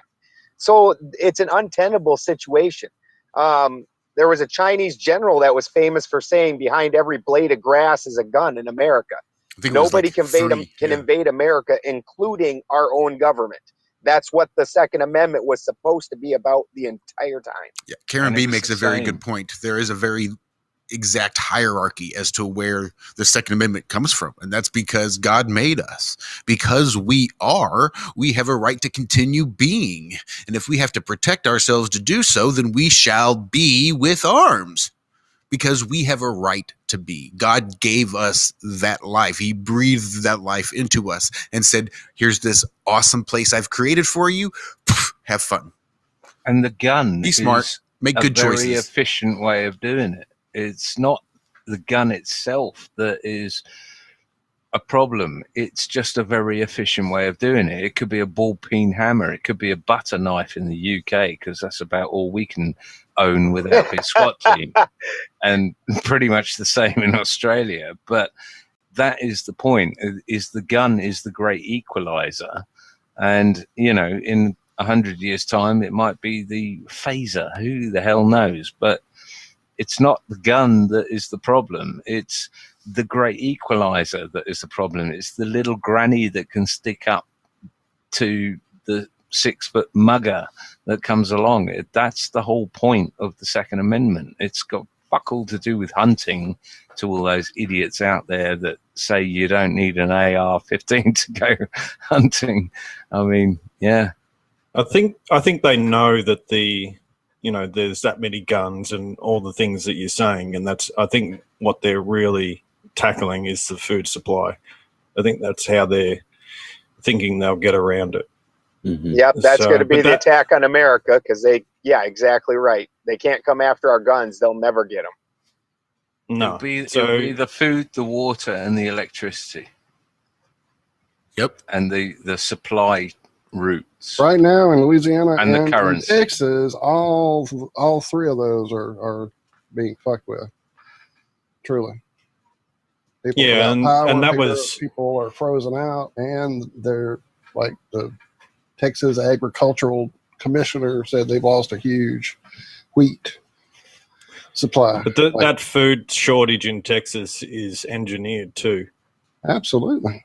They're stopping it. So yeah, they're just testing it out. Let's not forget that we just watched last fall them letting crops rot in the ground because of COVID, taking and literally opening up the valves of milk tanks and just washing it across the ground. Yep. And let's also not forget that Bill Gates has been named the largest agricultural landowner in America. All those harvests that have been left to rot on the vine, were they all his? Who knows? And but even with all this, it can still be solved within a season.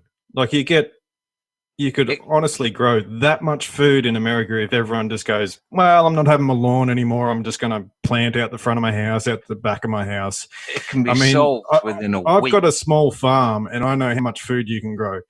I can feed a lot of people on a small amount of land, and you've got good climate over there. Boom, you do it in a season. Yeah, this whole thing could be solved within a week if we could actually work in unity. Well, and what you're talking about requires self-sufficiency. And in America, we've gotten down to where not only do we not know how to grow the food, even if you handed half these people raw food, they wouldn't know what to do with it. It's like, if they can't open it with a can opener and dump it in a pot, they don't know how to do it. Like, I got to do something besides heat this up. It's that delegation of responsibility, just like I don't want to identify as anything other than a U.S. citizen, because that's comes with that limited liabilities and certain things that they'll allow me to do and not allow me to do and all this kind of fun things. I get the it's feeling, all that same kind of mentality where it's just sort nothing of, like I don't really want to fuck with it. If I'll surrender whatever rights I have for whatever sort of goodies you've got over there, as long as I don't really have to fuck with it too much. Just make sure my remote works, make sure the batteries are good, let me kick back. I don't really give a shit. It's whatever. I got to go to work. I get the feeling, What difference though, does it make? I don't care. I still got to get up. Food is a decent motivator, when you're hungry. Isn't it though? That's Fuck yeah, exactly it what I is. was going to say. I think within weeks, people would learn the old tricks of how to plant seeds and how to cultivate things. I think people, when COVID came out, I had absolutely no idea about viruses or exosomes or anything else. Within 2 weeks, I knew more than Fauci and anyone else that was making policy on this shit and calling it a hoax for what it was, because it's a great motivator. When stuff starts encroaching on your life and they start telling you to wear a fucking mask and you need a vaccine and your kids have to stay at home from school, it's a massive motivator. And I don't think it would take long for people to rediscover methods that like you say, Lucas, you can turn half an acre. It would feed half your street if it had to. There's enough YouTube videos out there. And that's not including preserving things or pickling things. And the other thing that comes along with this is the recognition of real money, which is gold and silver.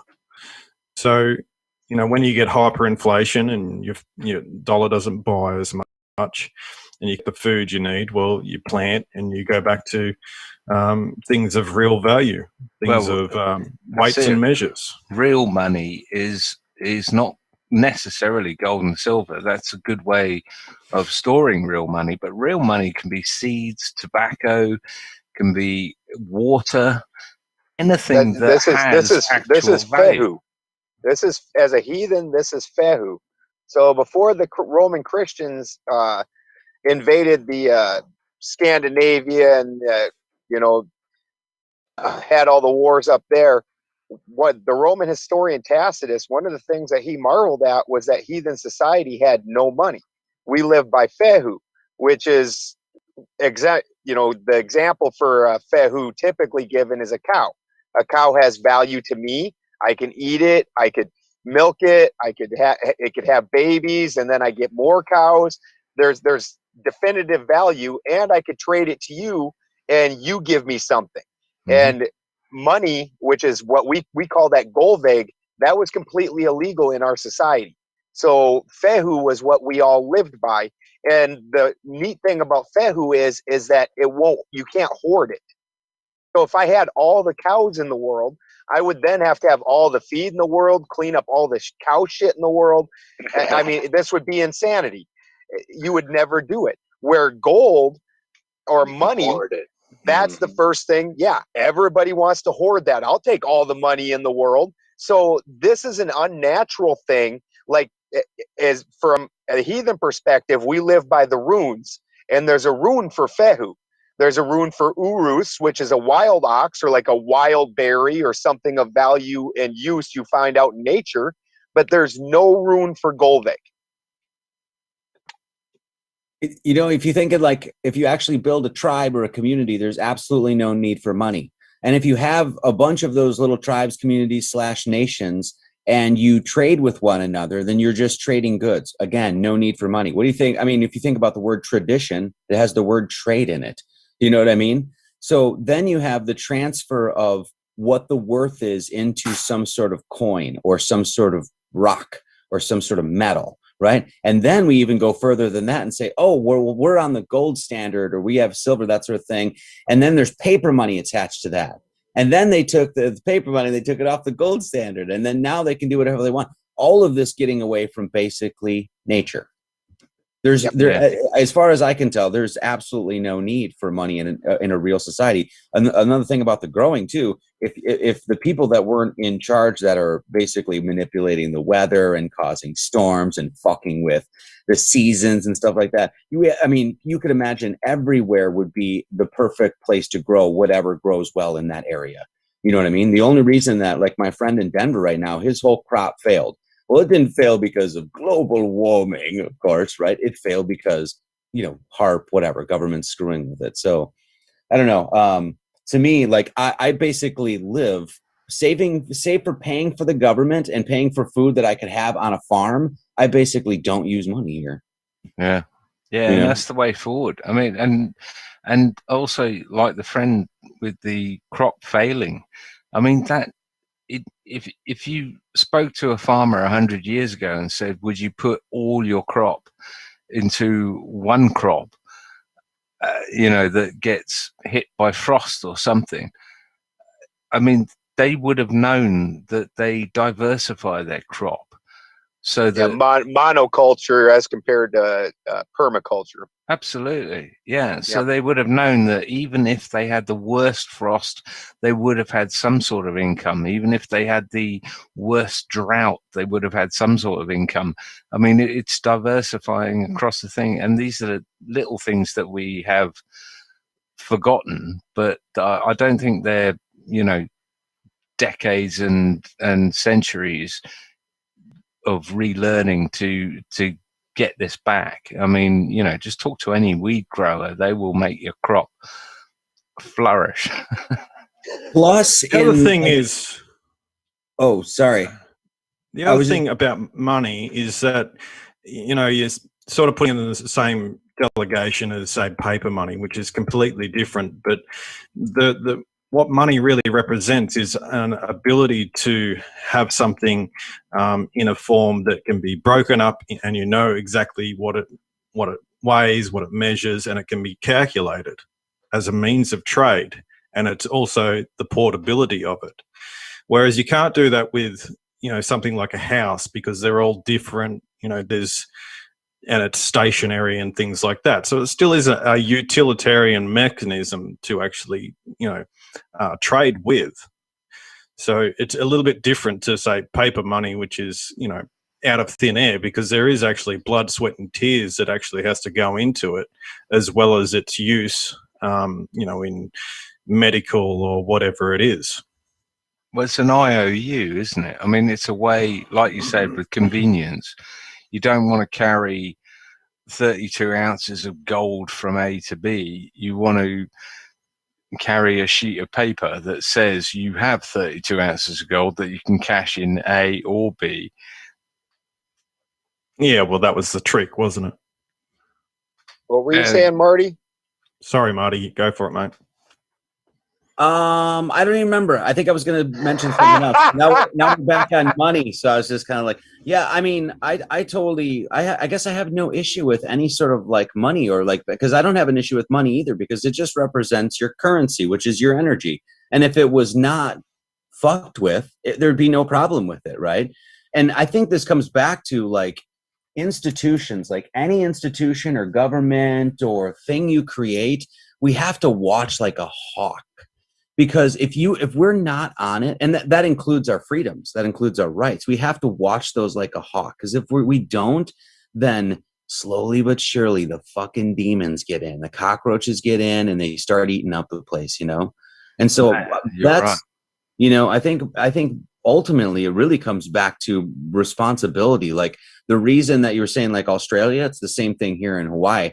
The reason they can get away with doing some of these laws that are just ridiculous is because the people had a certain passivity.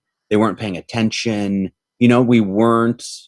Because no one's challenging. Oh yeah. You bang on there. The people just trying to live out their lives without, trying to do their own thing. They're busy or whatever, and they're caught up in the rat race, and they just, don't see these little bills getting passed through and these little changes, incremental changes that happen.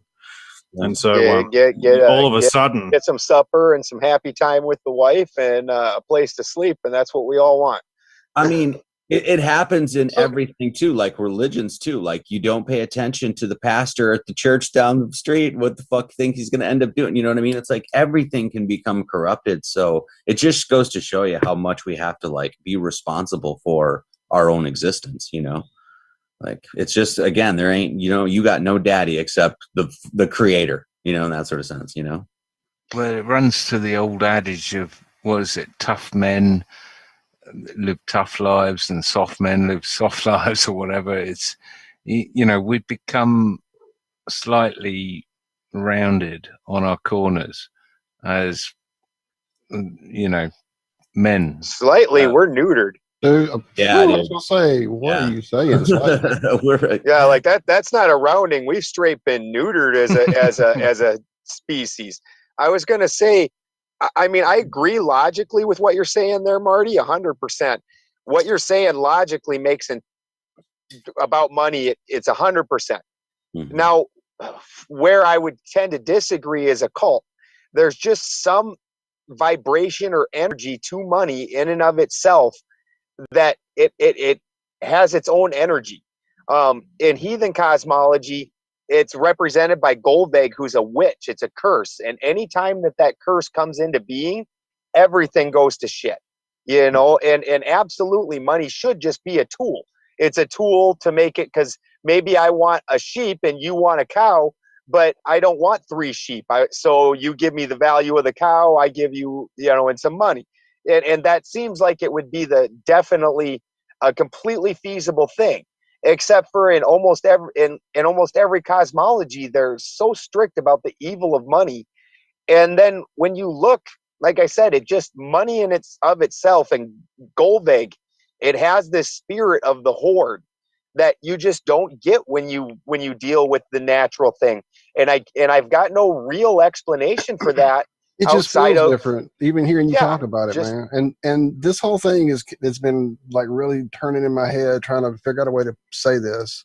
The idea of us beings trying to set ourselves up in a hierarchical setting, be it business, militaristic, any way for these structures, government, whatever, that are working in these hierarchies is unnatural. That is not how wolf packs work. That's not how birds murmurate. That's not the natural way. I don't think any of that's how we ever did this. I think we did it more like what you're talking about. We collectively work these things out as I don't know how to say, in the ether, in the cosmic void, in the cosmic unconsciousness, in the collective unconsciousness. It all is like that thing where one bird learns a trick on a windowsill, and then the bird across the city learns it, and he never saw that bird do it. That whole idea, this stuff gets transmitted through the energy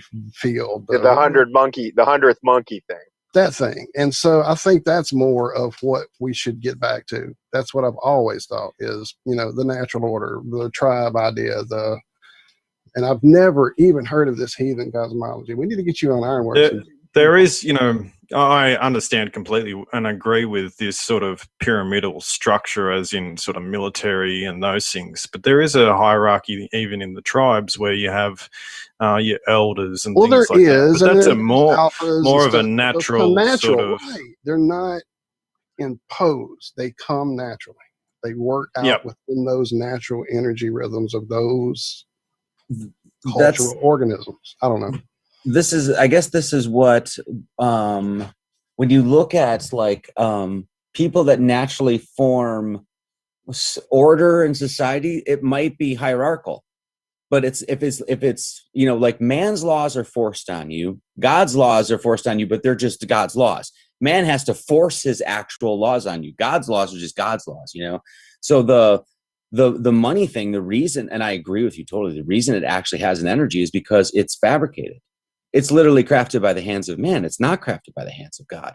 So it is, and I will absolutely agree with you, because I've had at least one specific psychedelic experience where I was looking at money, and I don't know how to explain it, but I was just like, what the fuck is this? It just didn't make any sense to me. It didn't. And so, yeah, I see that for sure. But yeah. Have you ever looked at a $20 bill on weed? Every $20 bill for the last 35 years. Well, plus also look at what money does no one's possessed by their wheat crop. People are possessed by money though, right? No one's possessed I gotta have all the cows because I'm that sort of thing, but money will do that to you. So I totally agree with that, man. Have you seen that show, I do want Hoarders? all the There are guitars. people that are fucked up that will hoard and collect anything. Whether Have you Well, seen that's stamp true. I collectors? think you just, right, yeah. absolutely, cows, cattlemen. There are ranchers out there. I've got to have all the cows. Yeah, they are out there, absolutely like that. Stamp collectors, fucking pizza boxes, empty pizza not in like boxes a- stacked to the fucking ceiling. Who the fuck knows? Yeah, not in like Basketball the cards. sociopathic, psychopathic, I want to rule over everyone kind of thing that money does, though. You know what I mean? Like, so. Yeah, we're here. Yeah, it's more like, if I don't have all the catlit in the world, I will just not survive. Yeah, they're just fucking weird, those types. Yeah, just, wow. The worst are like the newspaper ones. You know, they've just got a house full of newspapers. The house I bought, I had a barn on the property, and it was full of newspapers from like the 30s, 40s, 50s, 60s, stacked to the ceiling. It was a garage on the side of the barn, like a bay, and it was 2 car lengths long, and you had to squeeze through all the newspapers. I found one. I had kept the one for a while. It said War Admiral wins Triple Crown. But I was, I didn't care about stuff like that. Like the back then. Triple Crown race, like the horse race? Yes. There were so many. If I had a clue back then, I was sitting on a gold mine. And then I was going through the couple stacks that I didn't have room for in the dumpster I got. And I started finding $5 silver certificates hidden in between the pages. Oh, I felt like an idiot. Yeah, this was an old hoarder from Chicago. He had the place built like a fortress. It had a 6-foot high security fence going around 1.5 acres. It was awesome. If I knew now, or knew then what I knew now, I'd still be there for sure. Yeah, that's a treasure trove of local information, because local papers are the only places you actually might get some true reporting. Mm-hmm. Yeah. Not anymore in I've Hawaii. gone dug. Oh, go ahead. Hawaii is one big propaganda outlet now. I mean, at least as far as I've been here. Shit. Yeah, they own. But Tulsi! Tulsi. She's the biggest serpent of them all, man. Oh my Lord, that woman. Anyway, yeah, it's pure propaganda here. I mean, they just follow the narrative of MSM, hook, line, and sinker. It's crazy. And it's like that everywhere in this. Yeah. Well, pretty much everywhere, unless you come to YouTube and listen to crazy people like us sit here and talk. Well, and honestly, it seems to go with easy lives.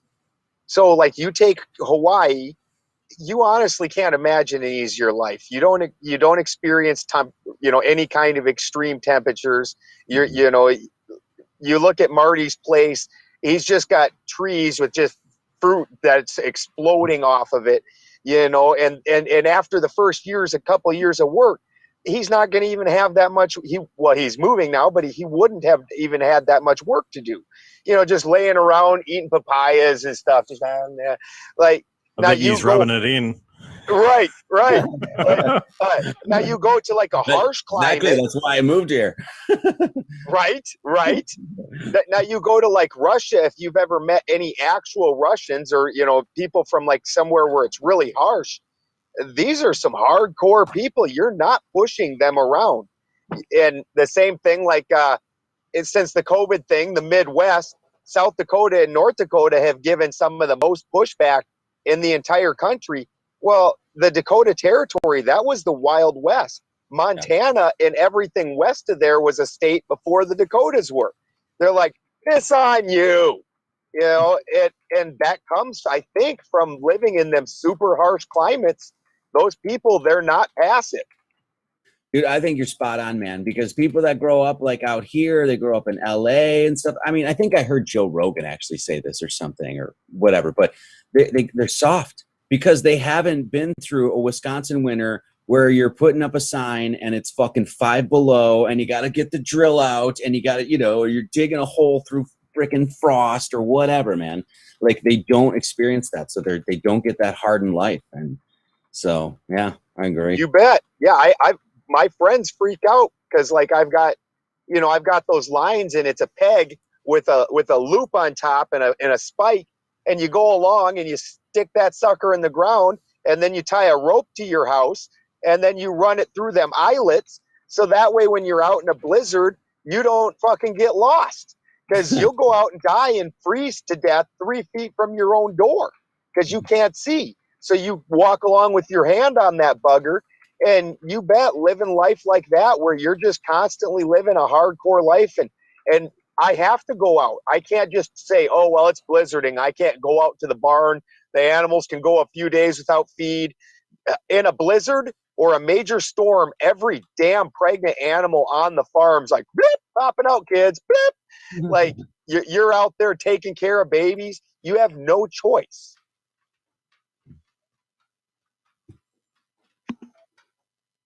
I know all of my grandmother, grandfather, uncles, all of them who lived the hard farming life, all lived to ripe old ages. So yeah, living a hard life definitely.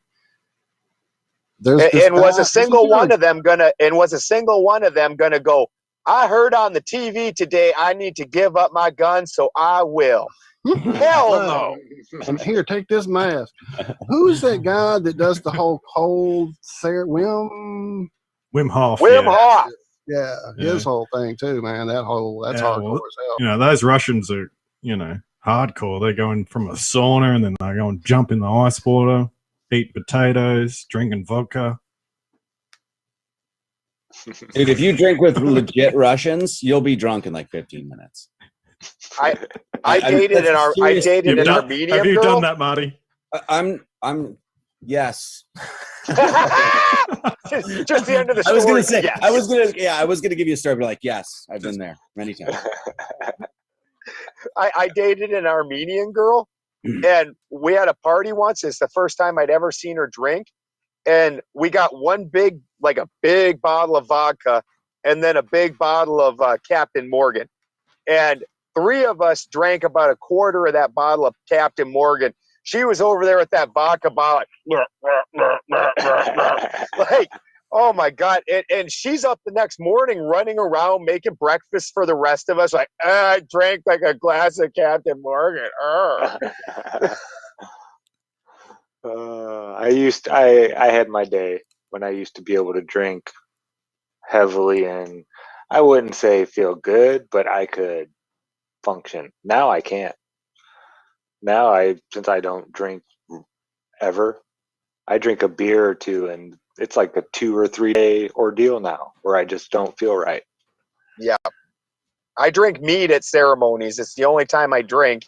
And even now, a couple of years ago, I could smoke pot all night. Well, dab. I don't really smoke pot. I do dabs. And now, like, I'm at a sesh right now that's going to start here in about 20 minutes. And that thing will run till midnight. I'm going to walk out of there and do everything I can not to fall on my face. Just, I'm going to have a hangover tomorrow. We were just talking about how hard we are, and now we're just going to talk about how soft we are, because I can't handle any of that shit anymore, man. Like, I can barely drink. Anytime I drink, I get a hangover. But I can still smoke weed. But yeah. Yeah, I smoke with the best of them still. Yeah, not even. I get a lot of practice. We'll put it like that. Well, when I'm saying I can't handle this, I'm about to walk into an enclosed building.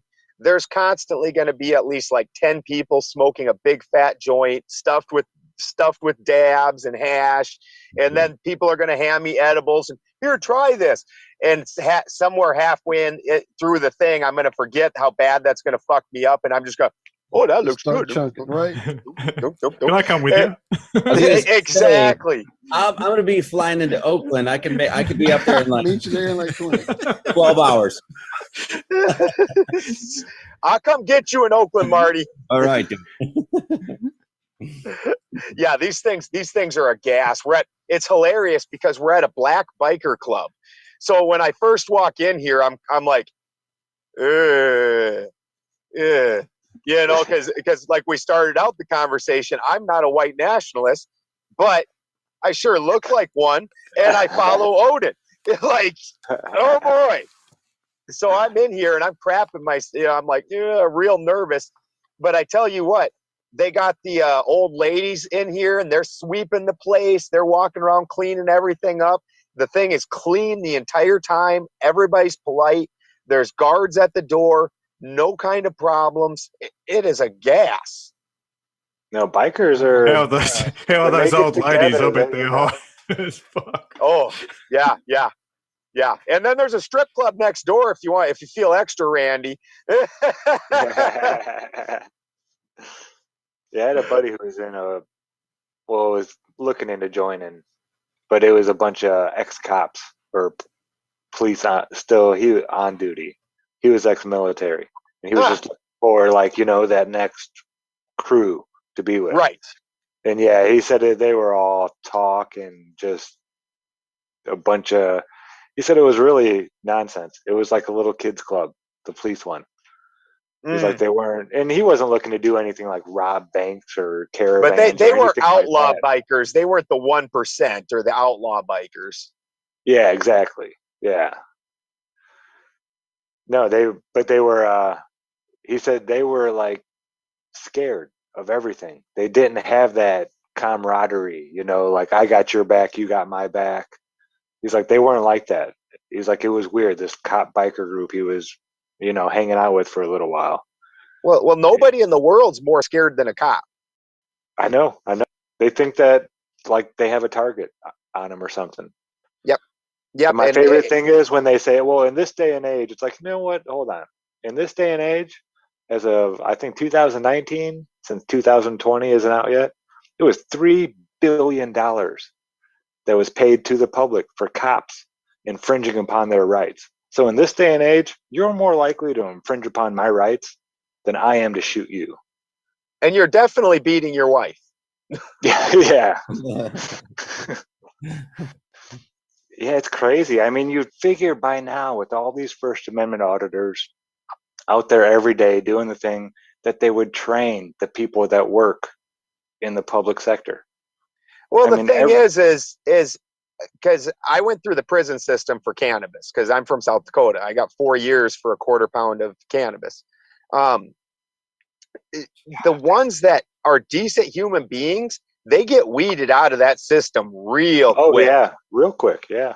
Mm-hmm. You've got to be a authoritarian piece of shit. If you weren't the guy that ran around, giving wedgies in high school and beating people up, you're a nerd. Like if you weren't that guy, you're probably not getting a cop job. They are the most aggressive, just downright pushy. I did They want 6 that years. ego. They want the ego. Yep.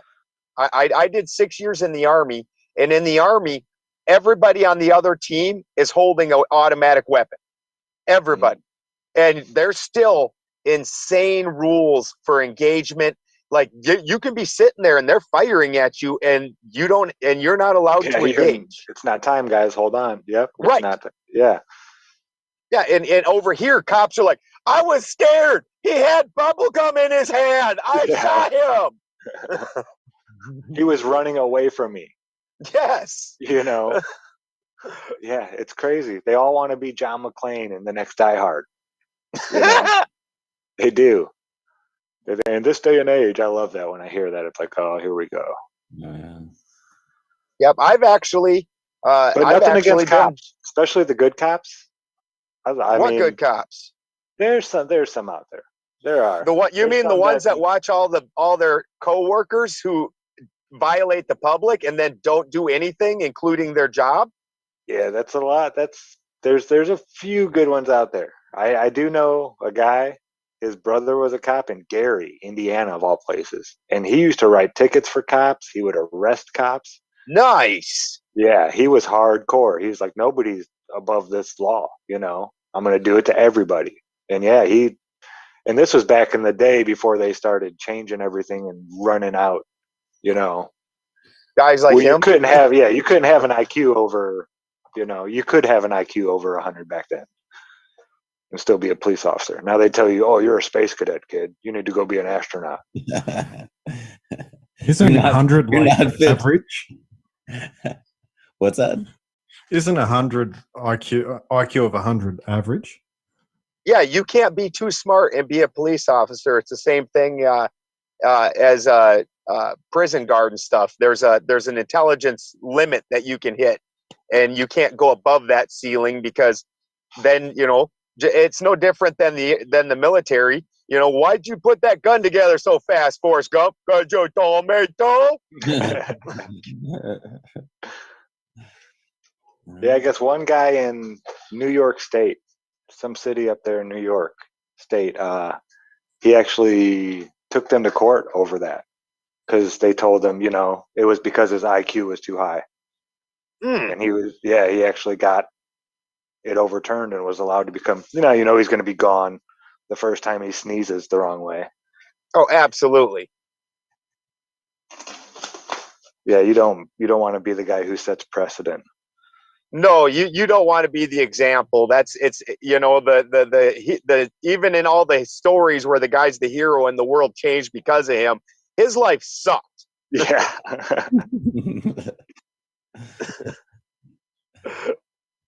Horrible.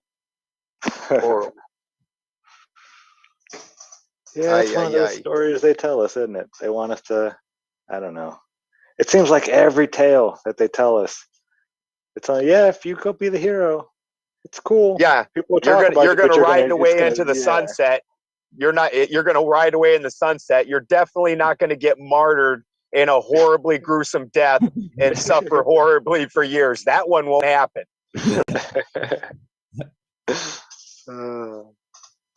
Takes the hero trope, and it just takes all the fun out of it. It doesn't get people in the seats, that's for sure. Yeah.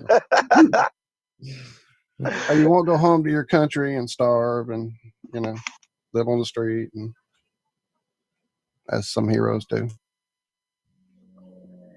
Everybody's going to be starving around here pretty soon. That's just a fact. It's getting scary here. I was actually, and I don't normally watch him, but Lucas sent me a little video of Ike earlier, and Ike was talking about this second wave that they've got going on. Obviously, and this is something anybody with a reasoning mind can figure out. It's going to wipe out any of the businesses that are left, and then basically, now this is going to put everybody. This is going to march in the free checks where everybody gets a universal basic income, which is an idea that's getting thrown around quite a bit right now. Well, we start getting enough people not eating, then they throw out the universal basic income. And then with the universal basic income comes all the rules for you getting these government checks and living free off of the titty. Yep. Mm-hmm. Vaccinations. And somebody was saying that in other countries, there's a bunch of them already have already implemented that. If you get help from the state and your kids aren't fully vaccinated, you're cut off. You don't get to eat. That's in Australia. Yep. You don't get government support if you don't have your children vaccinated. And so they've already brought that in. So now when you go ahead, Marty. With the new COVID vax or just vax in general? Vax in general, but it was been brought in a fair while ago before all this happened. Yeah. So they'd been working on it for a long time. The same thing in Hawaii. You could see we looked in the laws here, and they had already crafted a law ready to basically force vaccinate everybody. It was already in the law. And there hadn't been a pandemic or anything. So it's like, well, who's crafting those laws? How are they getting in there? Of course they're passing while no one's paying attention to this, because even the people that pay attention to this stuff, they don't know the agenda of these people. So they can't, if a law comes, especially the way they manipulate laws, they don't even know what they're looking for. So it's a scheme, obviously. Yeah. And obviously then at this point, we can all act real tough. But if you haven't done something to make it so you're going to eat, and it's like, well, I can either keep starving, or I can throw on this mask and get a shot. I don't care how tough you are. You're throwing on the mask and getting a shot. When I was in prison, I saw guys that would go on water protests. The food protest, you can go a while without. That one, I've seen guys go, up to 30 days without eating. Water, that one, inside 3 days, every guy I've ever seen, he'll be standing there, and you're sitting in a cell, and all you've got is 2 beds, a toilet, and a water fountain attached to the back of the toilet. And when them guys go on that water strike, they will be standing there looking at the toilet like they want to pee or something, and all of a sudden their face is in the toilet and they're slurping. They don't even bother to use the intelligence to hit the little thing for the water fountain and start drinking out of the fountain. Their body takes over and says, "You got no choice, buddy. We're doing this." Look, the people in charge, they're trying to do that sort of thing with the whole realm. They're trying to take the spirit out of people, to break them down so much so they work completely as an animal, Yep.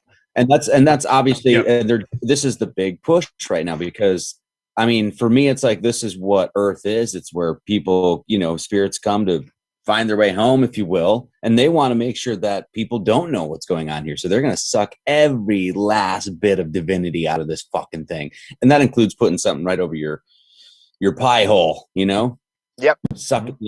Dampening your breath. I mean, that's the breath of life, man. So absolutely. That's what they're doing right now. That crow episode everybody was taught that we were talking about earlier, that's the very last key to it, and is taking in that breath of life, that oxygen, which starts the entire mechanics to the process going. What the oxygen is doing is, you live in a carbon-based body, and in order for anything to be available, you need to get that carbon out of it. As an alchemist, if I'm trying to make a plant tincture, I have to oxycarbonate the oil in to make it bioavailable to you, or else it's an inert substance. In your body, when you're sitting there with glucose inside of your muscles, a carbon molecule must be ripped out of the glucose in order to turn it into ATP, so that way it will actually turn into actual energy for you. So this oxygen, this exchange of carbon getting in and out, this is the basic life function.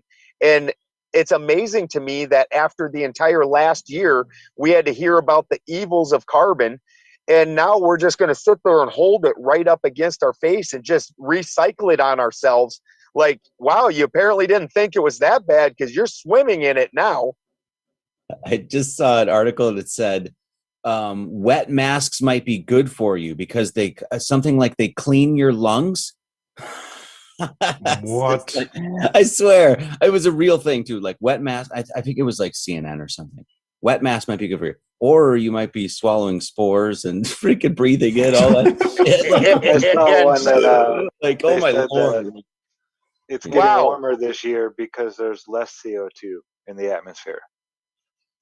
Wasn't CO2 the reason that everything? Yes, it was supposed to be creating a greenhouse effect and holding the heat in. So now they have a reason why there's less CO2 and it's getting warmer. They're saying, "Oh, well, the CO2 is going down, and this is the reason that it's now getting warmer because of that." It's crazy. It's the absurdity level has gone up to fucking 11. Which means to me that they don't give a shit. They know they have a plan and they're going to be callous about it, and they don't really care. That's what it seems to me. Because I can't. I'm trying to make sense of why they would do it and be so in your face about it. Because this is right in your face, and they're either so confident that people are so stupid. Well, that's probably it. They're just confident that people are so stupid, and they're confident they're in their agenda. So. Yeah. Well, and if not stupid, nutless. Yeah. That's a better way to say it, because there's a lot of people that actually aren't dumb. They've been trained to be cowards. The manhood has been sucked out of them for sure. Oh, peace, bruh. It's all peace and love. That whole agenda too. I think that was a major thing with the 60s and part of the early 70s. But as they bring out all these different sort of narratives, and especially when these narratives are polar opposites to each other, that just creates confusion. And I think that's a huge leverage point for the whole agenda. So while everyone's confused about all these different things going on, they can actually, carry out their last plan, which is, the wealth transfer. Because if they can, implement what they want after that. But if you keep people in a state of stress and confusion. That's the thing. I'm sorry to interrupt you, Lucas. Yeah, you I go. apologize. But say they do get all the wealth. Okay, do they think really everybody's going to be like, oh, there's food and water right there, but I don't have money to pay for it, so I guess I can't. No, people are going to go and take that shit. Do they really think that they could own everything? Well, I think, these people are ultra arrogant. So they do. Yeah, it's like I this think mental that's where they're disease gonna. they have. There's something wrong in their brains that they don't Well, get. there Their is end a game. reason too, though. If you look at it, and this is something that I imagine that their predecessors set up. If you look, since the Geneva Convention, it's actually illegal to assassinate a leader of another country. This is why we always set up these coups that supposedly get everybody pissed off. And, like, we didn't actually kill Saddam Hussein. His own people did it. And we didn't actually kill Gaddafi. His own people did it. So you're not actually allowed to assassinate a leader of another country or a leader in any way. So, and if you look at historically, even war, it's perfectly fine to send the grunts, the cannon fodder soldiers up against each other. But if you kill a general or something, now you've done something offensive. I can't believe you'd harm one of our important people. So this trope has been set up for years and years, where eventually it's like it's gotten to where it's like Family Guy. That episode, that Family Guy where Randy Macho Man Savage is in the wrestling ring and he's doing something and pissing the whole crowd off, and Peter turns and punches the kid next to you and goes, "Take that, Randy Macho Man Savage." They've set them on such a pedestal that the average person doesn't even feel like they can touch that pedestal. I mean, I'm not advocating this, but when's the last time an actual presidential assassination attempt happened? Fucking Ronald Reagan? Yeah, we've suffered through Bush, through Clinton, through a black president, the first black president, and not a single fucking hillbilly with a 30-06 went, "I can't take this no more. Not listening to no nigga." That did not happen once. Somehow we have, as a society, have decided that we can't reach out and touch these leaders. Yeah. I've asked that question many times, like you said, one person with a 30-06. Like when they had the DC shooter, why wasn't any of those people the politicians that were walking down the street? Yep. Why in the movie theater did you just go in and blow out and shoot a bunch of schmucks that are just like you, suffering just like you, and don't make the rules? Why did you shoot up the parking lot? Why did you, never once is it the Capitol building or the courthouse or judges, like who wouldn't like to, or the police station, for God's sake? For all that we claim that we put the blame on these authority figures, somehow they don't ever come under attack. Well, have you seen the guy in Victoria here, like Daniel Andrews? I mean, look at the guy. I mean, someone could just go and push him over and no one does anything. I mean, he looks like he's straight out of school and he's just a fucking loser nerd. Honestly. Yeah, Nancy Pelosi, I'm pretty sure you could take her out just by tripping her drunk ass.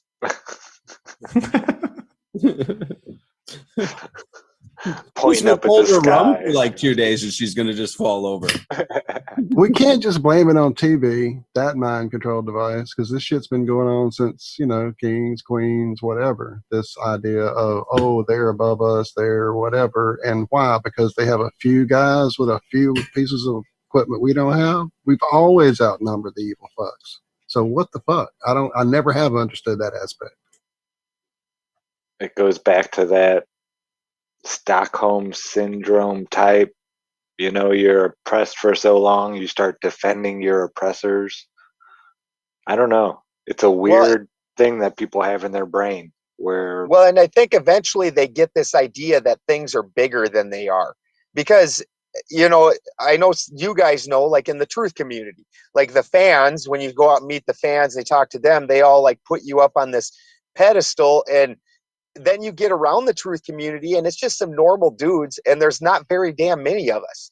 You know, when you really start looking at how many people host a show that's a truth community type show, there's not that damn many. And the same thing applies for government.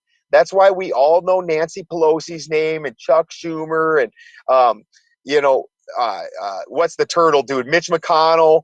You know, we all know all of their names because there's not very damn many of them.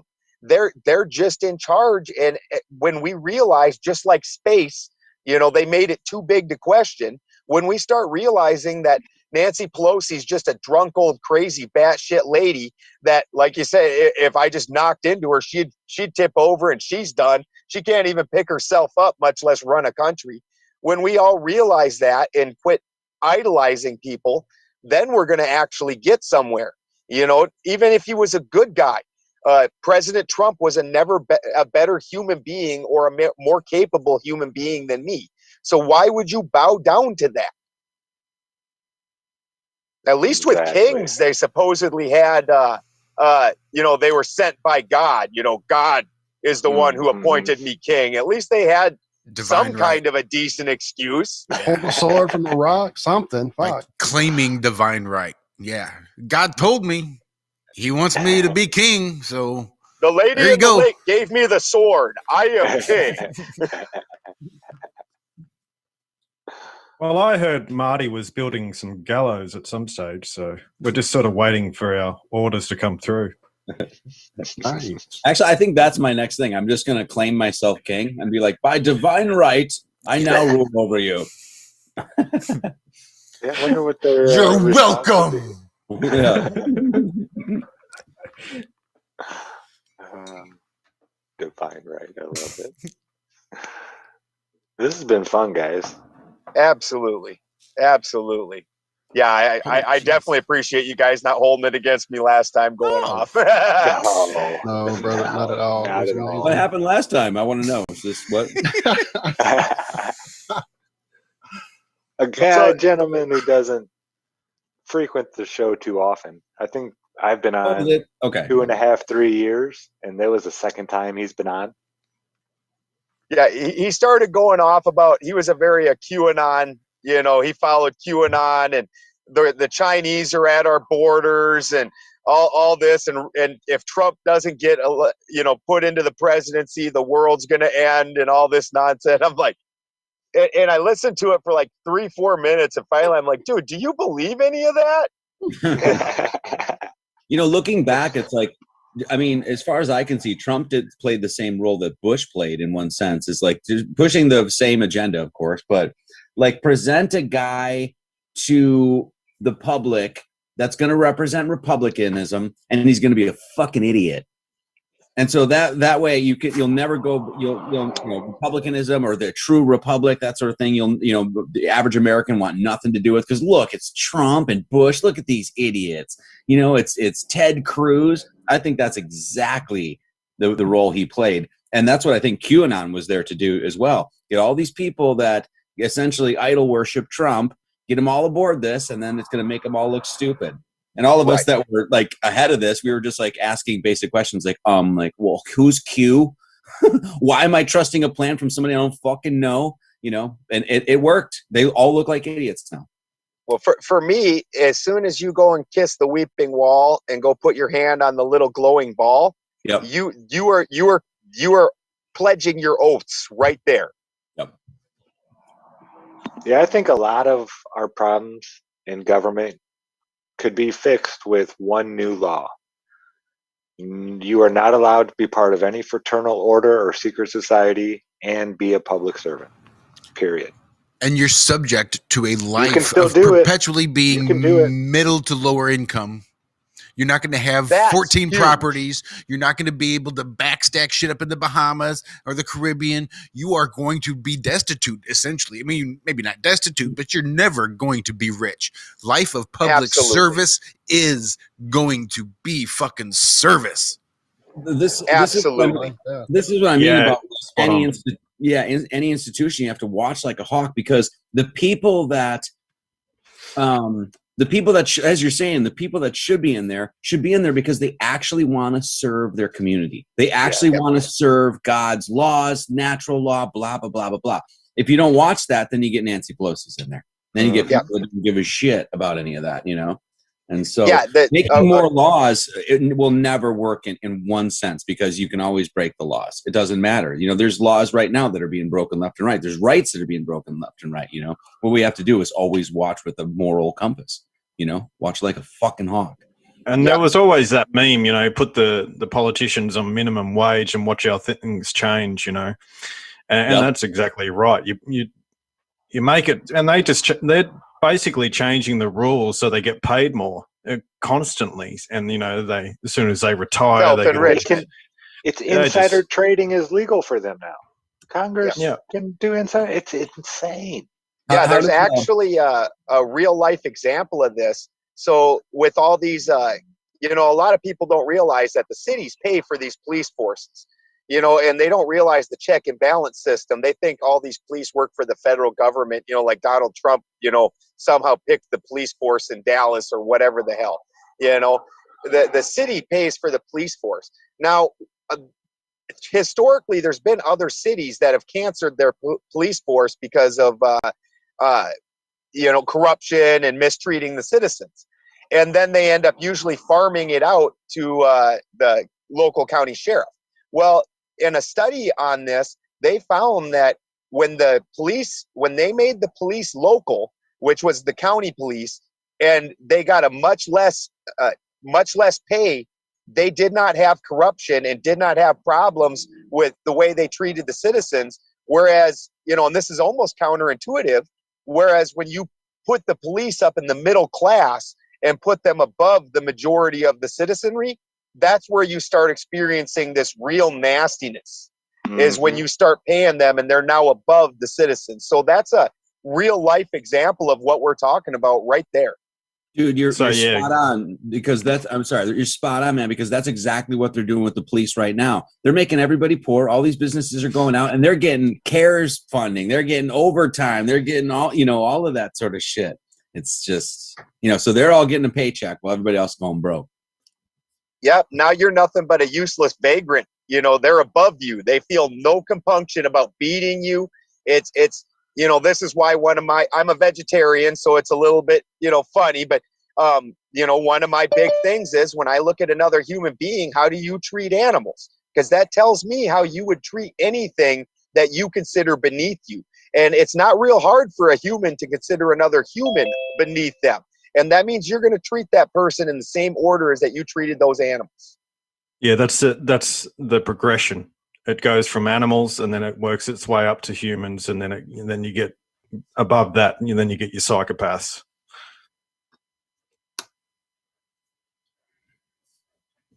The psychopath being now that guy's equal to God.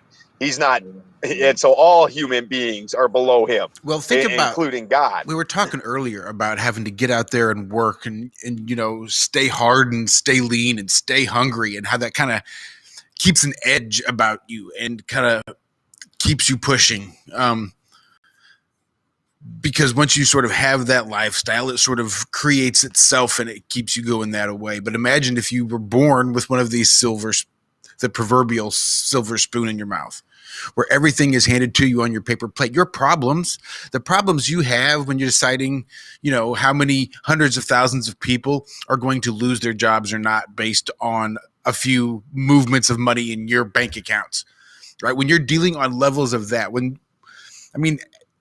everybody's got their problems, but I can imagine that when you are surrounded, and that's just your life, that's just the way it is, your brain gets wired completely differently than that person that grows up in the dirt, staying hungry and having to work hard, living hand to mouth. I'm sure there's that moral compass is going to be a bit askewed based just, here we go. Nature versus nurture versus free will. Who the fuck knows? Yeah. Well, they've just lost their humanity, because if you look at it, they aren't really wired any different. As a normal human, let's take a farmer. If I go out to my field And that's what they are looking at humans as, is basically their crop. That's what's producing their money. I go out to my field and I look and I see a bunch of, I see, say 10% of my crop is looking real lackadaisical. Like I'm having to dump a bunch of fertilizer and water and I'm not getting shit for results. This just isn't a good 10%. My first idea is going to be, I'm going to go cut them crops out, hopefully do it fast enough that I can replace it with something that's going to thrive. And I'm going to just immediately do that. And then try and maximize the amount that I receive with the minimum amount of input. And that's just, so when they start looking at us as basic numbers and, like we're goods, that's how they're going to treat us. So they've really just lost their humanity. They aren't wired any different. Everything always works the same on every level. It's just they truly believe that they're above us. And, from the Zionist point of view, we're a goyim. God, they told, God told them that we're a goyim and we're no better than a cattle here to serve them. And they treat us as such. And people don't want to get that into their heads, that when they're talking to us, we're their favorite pet. You might be nice to your dog and love your dog, but when it comes time for your life or your dog's life, your life is certainly more important than your dog's. And this is the true level that they live on. They don't believe that they're one of us. For most people, I think that sacred and profane thing is so hard to get around their head that people actually believe that. Because I know most like normies or people that don't go to extremes, when you tell them that that they're human beings that don't believe that other human beings are the same, that they're, that it just doesn't enter their head. They can't, it's almost like a flat earth thing for some people. It's just like they can't let that enter their head. And that's one of the biggest tools of brainwashing, man. For sure. And then that same person will go prostrate themselves in front of a movie star and I'm not worthy. What do you exists? Yeah, it's insane. I actually didn't know any of this Jew sort of stuff. It was even a thing until Eric Dubai did that, and he pointed a lot of this out to me, and probably many, many more as well. He did that. It's not something you're going to hear. I could not believe that he showed a traditional Jewish circumcision on his video, and Are we going with Dirty Dave the Dick Biter again? How many times am I going to be in this conversation? I was in shock. I was in disbelief. I just couldn't believe it. It's so funny. In this day and age, but if that still happens, I couldn't believe it. I did the documentary called "We Need to Talk About the Jews," and I sat down with my mom to watch it, and she had no idea, right? And so she's watching it. She's just kind of like, what? And then she gets to that part where I show the circumcision, and she just turns to me. She's like, "What the fuck?" I'm like, "Yeah, Mom, yeah." And like once you get to there, it's like, how do you go back? You can't go back. At that point, you're woke on Zionism, quote unquote, if you will. You know what I mean?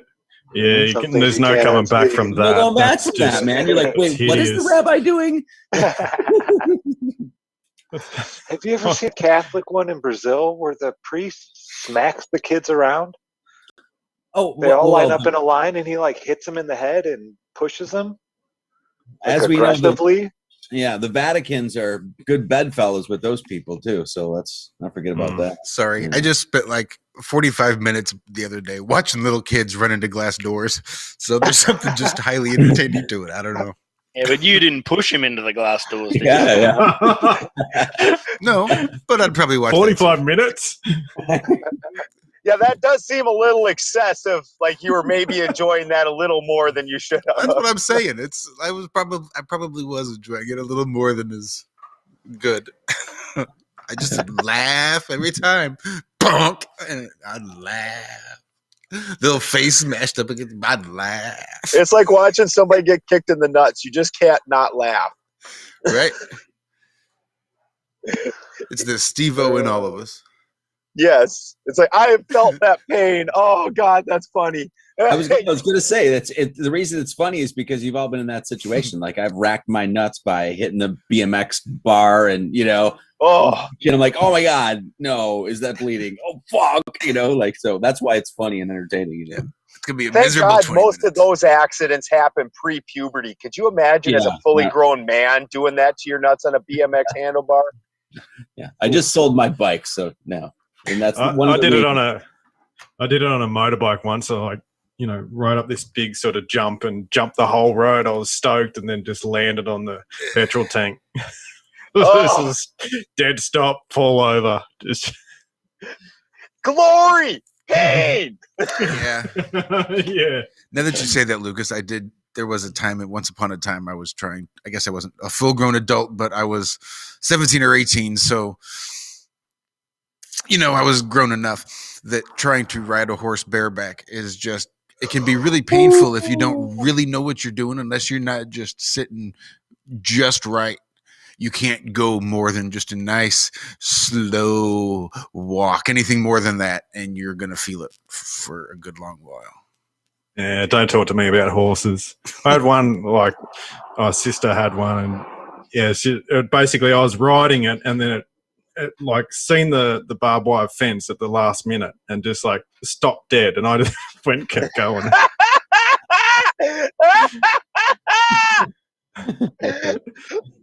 Oh shit, I'm from a farm, so I'm sorry. That made me laugh too hard. Oh God, I have been there before. My mom got a damn barn sour horse. And, so a barn sour horse, they ride just fine on the way away from the barn. And as soon as they turn them around and they see the barn, they just light for that barn, and there's no control in it. They're just on a balls to the wall tear for the barn. And it did that right at a fence. Same damn thing. You bet. Horse came to a dead stop. I did not.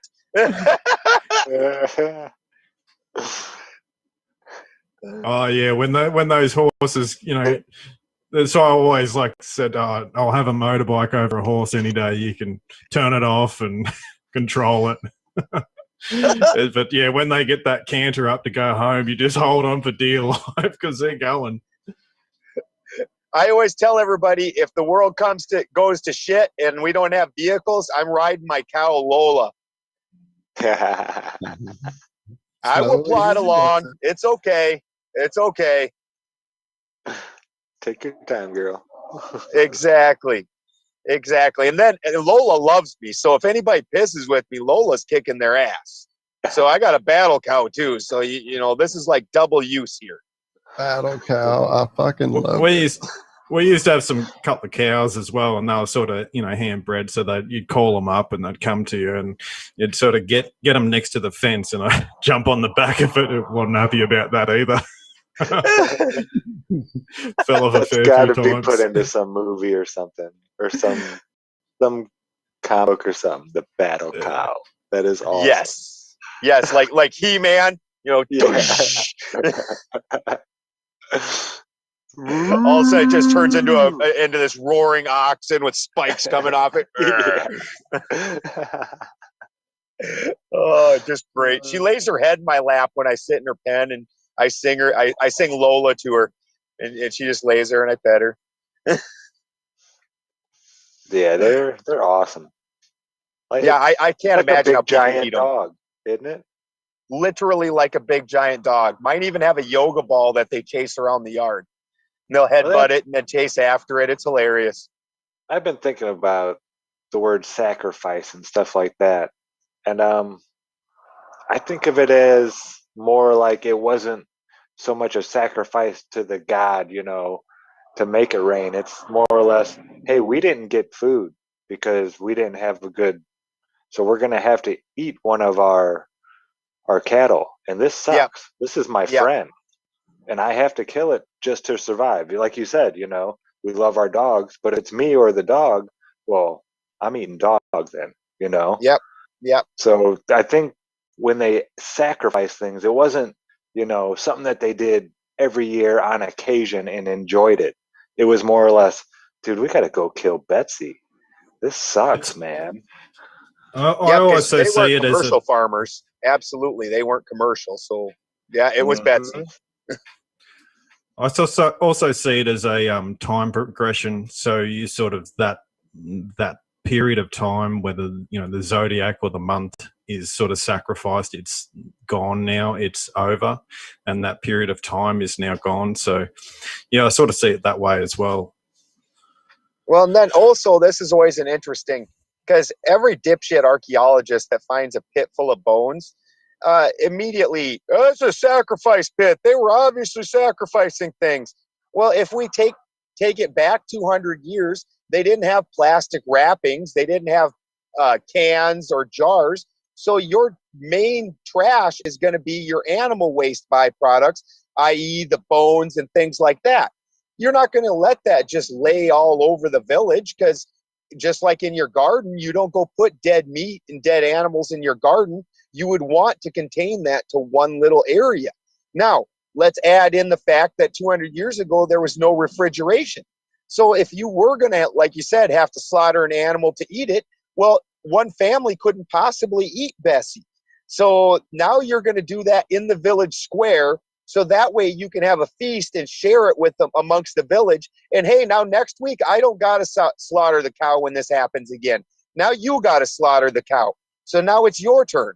And this is how you get by without refrigeration, is now you've got food for the week. And until next week, when you come do this again, well, you put it in the garbage pile. And a couple hundred years later, some asshole starts going on about how you sacrifice things to the gods. Yep, exactly. It's just stories. His story. Yep. And I'm a heathen. I have yet to find in our cosmology, they do talk about, some eating of animals and things like that. But I own the Havamal. I own the Eddas. There's nowhere in there that it says if I'm a proper heathen, I need to go out and kill 3 oxens on the 7th day of the blah, blah, blah. That doesn't exist anywhere in there. Somebody else made this up. That's not in the ancient writings. Yep. It's like it seems like modern archaeology is made to continue the Darwin narrative. So anything that's older is more primitive. And so I think you're right. And I think even if it's not like morally ambiguous, or like even if the scientists aren't necessarily like corrupt, they're so brainwashed by that narrative anyway that they just go with it. You know what I mean? So yeah, you're already expecting to see that. You're already expecting to see it. Yeah, exactly. Yeah. Yeah, totally. And that's the inversion again. Yeah, they've seen our past civilizations as, something less than us, and we're the pinnacle and all this sort of rubbish, which is, I think it's quite the reverse. We've got to strive our way back up to, being something of civilized again. Absolutely. I kind of touched on that a little bit at the beginning of that book I'm into right now. They were talking about the idea of art representation through the years, and how it wasn't that primitive art didn't see and couldn't perceive, 3 dimensions and draw depth and all those things.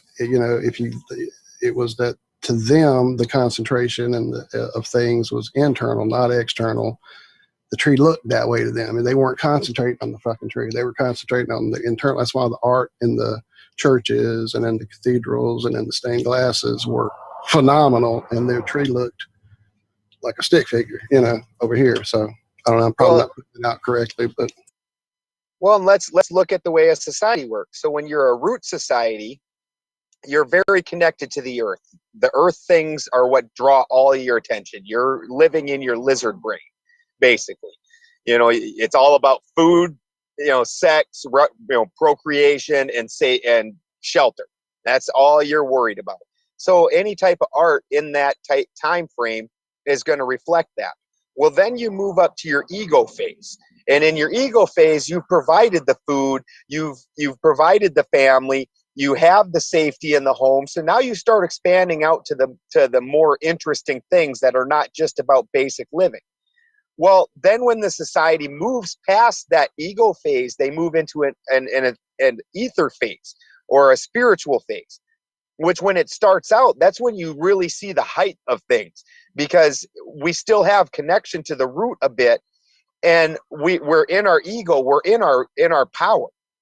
But then at that point, we start moving past that, and our connection to root starts dying. And then we start seeing art start becoming meaningless because there's no connection to root. So rather than seeing these sculptures where it's the epitome of humanity, where you can literally see the indentions in the skin where somebody's touching another person, and see where the ripples are and all the little hairs and the veins and the tendons. You can make all these things out because they're going for the epitome. Well, now with that disconnection from root, in the ether, anything works. If you're a construction worker and you've ever talked to an engineer, in the engineer's world, all that shit he just did on that piece of paper works. Now, as a construction worker who's completely rooted, you walk up there and you're like, oh, Jesus, man, have you ever tried putting that together in the real world? That does not work. You are stupid. Like, and you see this same thing happen in art, where now we have things, you start having things where there's no realism in art anymore. All your art is, some jackass scorched paint at a damn oil palette and just, flung some paint on it. It's like, here, look at my art. I'm an artist. You've got like 3 red squitches on there and a blue line. Like, this is not the Sistine Chapel. You are not an artist. So it's that disconnect where now it's all in the ether. There's no root to it. So I think that's what we see when we're looking at art. And when we look at older art, we're seeing more root art, and then an evolution into ego art where is going to be the best. And now we're back to shit art again because we've lost our connection to root. I'm sure in that guy's etheric mind where he just, everything's possible and real, his art is wonderful.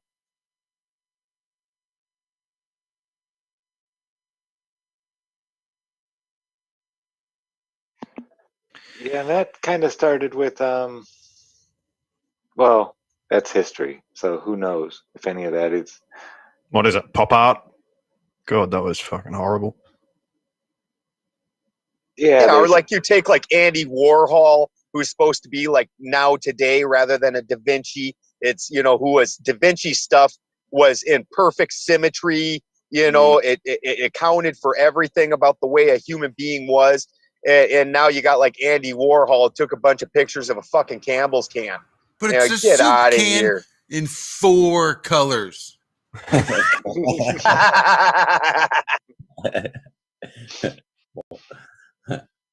I honestly think most of popular art, or that what they called high art, was literally just a place for pedophiles to conglomerate.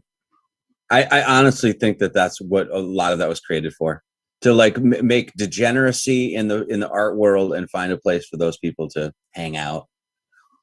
Yeah, now they just stick bananas to walls. Yep. Yeah, how about that Banksy or whatever, who just sold a painting for like $10 million, and then the minute that the auction closed, the painting dropped down into a fucking paper shredder, and now it's just a pile of shredded paper that you paid $10 million for. Art's a joke. Yeah. It's a joke. Honestly, like the true art should really just be to glorify the creator. I mean, you know what I mean? Like all of that art doesn't even represent anything, nothing, so it's just trash. Exactly. Hey guys, like I said, when they were glorifying the creator, they were taking, and the some of these statues from the medieval times, the perfection of them is just so amazing. Even if you were taking into account a polymer, how did you even do that with a polymer? I mean, wow, these things look like you literally Medusa froze a human being into a statue. Yeah. Marty, thanks so much, man. Marty, I appreciate it. Yeah, I got to run. I got to get dinner here at 5. So thank you guys so much. And we'll do it again. Awesome. Yeah, I'd love to do it again. Marty. I want to come on, talk a little numbers. That's a subject. Absolutely, friend. I feel like we just barely scratched the surface with you. Thank you for hanging. I hope you feel comfortable enough to come hang with us again. So yeah, that was fun. So all right. And we'll talk soon, guys. Awesome. Thanks, Marty, so much. Peace, brothers. All right. Later. Be careful. I have also got to run, gentlemen. We'll say you're fastly about to lose your functions, aren't you, sir? Yeah, I gotta get to go in. I gotta go into work and go breathe in. Oh God, I was at this one sesh, and the sesh was in. They turned a old apartment building into a business building, and so these were bedrooms, and we're in a bedroom, and this guy busts out this hog leg of a joint, and he's puffing it like fucking Thomas the Train or something, right? Just, and I'm like, and next thing you know, customers are leaving. I'm like, wow, dude, I'm asphyxiating in here. I don't know if I'm high or just lack of oxygen. Yeah, but what a great problem to well, have. Yeah, well, what a great job, really. Yes. Yes. Everybody's like, you don't get paid as a speaker? Like, no, I run around and do this. It's the best job in the world. I wouldn't trade it in. It's awesome. And everybody treats me like a hero when I walk in. They see, they see my dabs, and I'm an alchemist, so my conscious rates are vicious. And I walk in, and people are like, "Yes, yes, he's here." Yeah. Exactly. So I get to feel like a hero and make money. It's nice. Well, you enjoy basking in all your glory, brother. Absolutely. This is awesome, man. Thank you Thanks, so guys. much for joining. Thank you for sharing with us again. Absolutely. Yeah, and I'll definitely come back on and talk heathen cosmology. Yeah, man, for awesome. sure. That's definitely something I want to get deeper into. Because so many people, know sounds nothing about it. Absolutely. I need to know more. Yeah. Most people, it's Marvel comic books is their source. Right, Shazam! Yes. All right. Have a great night, guys. Thank you for Love you, Lucas. Love you, man. Love you too, man. Take care. Love you, Benjamin. Later. Great, guys. Thank you so much, Lucas. That was awesome. That was awesome. Yeah, it come together, didn't it? Hey, it had me worried at the start. I'm like, okay. It was definitely worth the wait. Putting up with our Yeah. for a while. Absolutely. And chat's been off the hook. I've had to actually stop looking at chat because there was so much going on there. I wanted to stay focused on Marty and Ben being here. It was great. Me and Nemo were trying to stay up on it. Oh, I know you guys are blowing it up. I saw it. Blowing it up. Well, as soon as I find somebody that doesn't really rate a wrench, they won't get one. It's not like it's anybody that comes through the door. It just so happened that at the time, everybody that had come through the door had deserved one. And so far, everyone has. Again, it's not like I've wrenched someone that didn't deserve it just because they showed up. It's all been well deserved. No ways taken back. I mean, I lost my wrench a few times. You gotta act right though, man. You brought it tonight, so you'll keep it at least another week. That's right. Yeah. We'll reset after this and see what happens next week.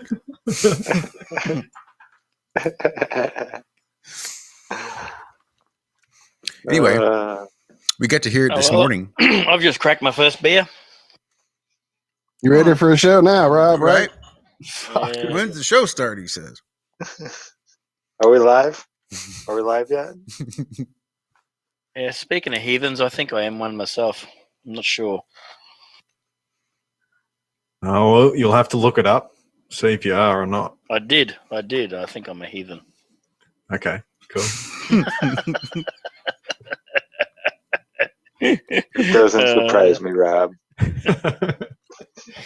Nope, it doesn't surprise me either. Rob looked it up, researched it, and says, well, I don't know if I am or not, but I think I am. I don't know. Yeah. Hey, the only true heathen I actually know is actually done the research, Benjamin. Seems like a really great guy to me. Mm-hmm. Yeah. Being a heathen isn't a bad thing in my eyes. Nope. I've met far more Christian assholes. Yeah. Just saying.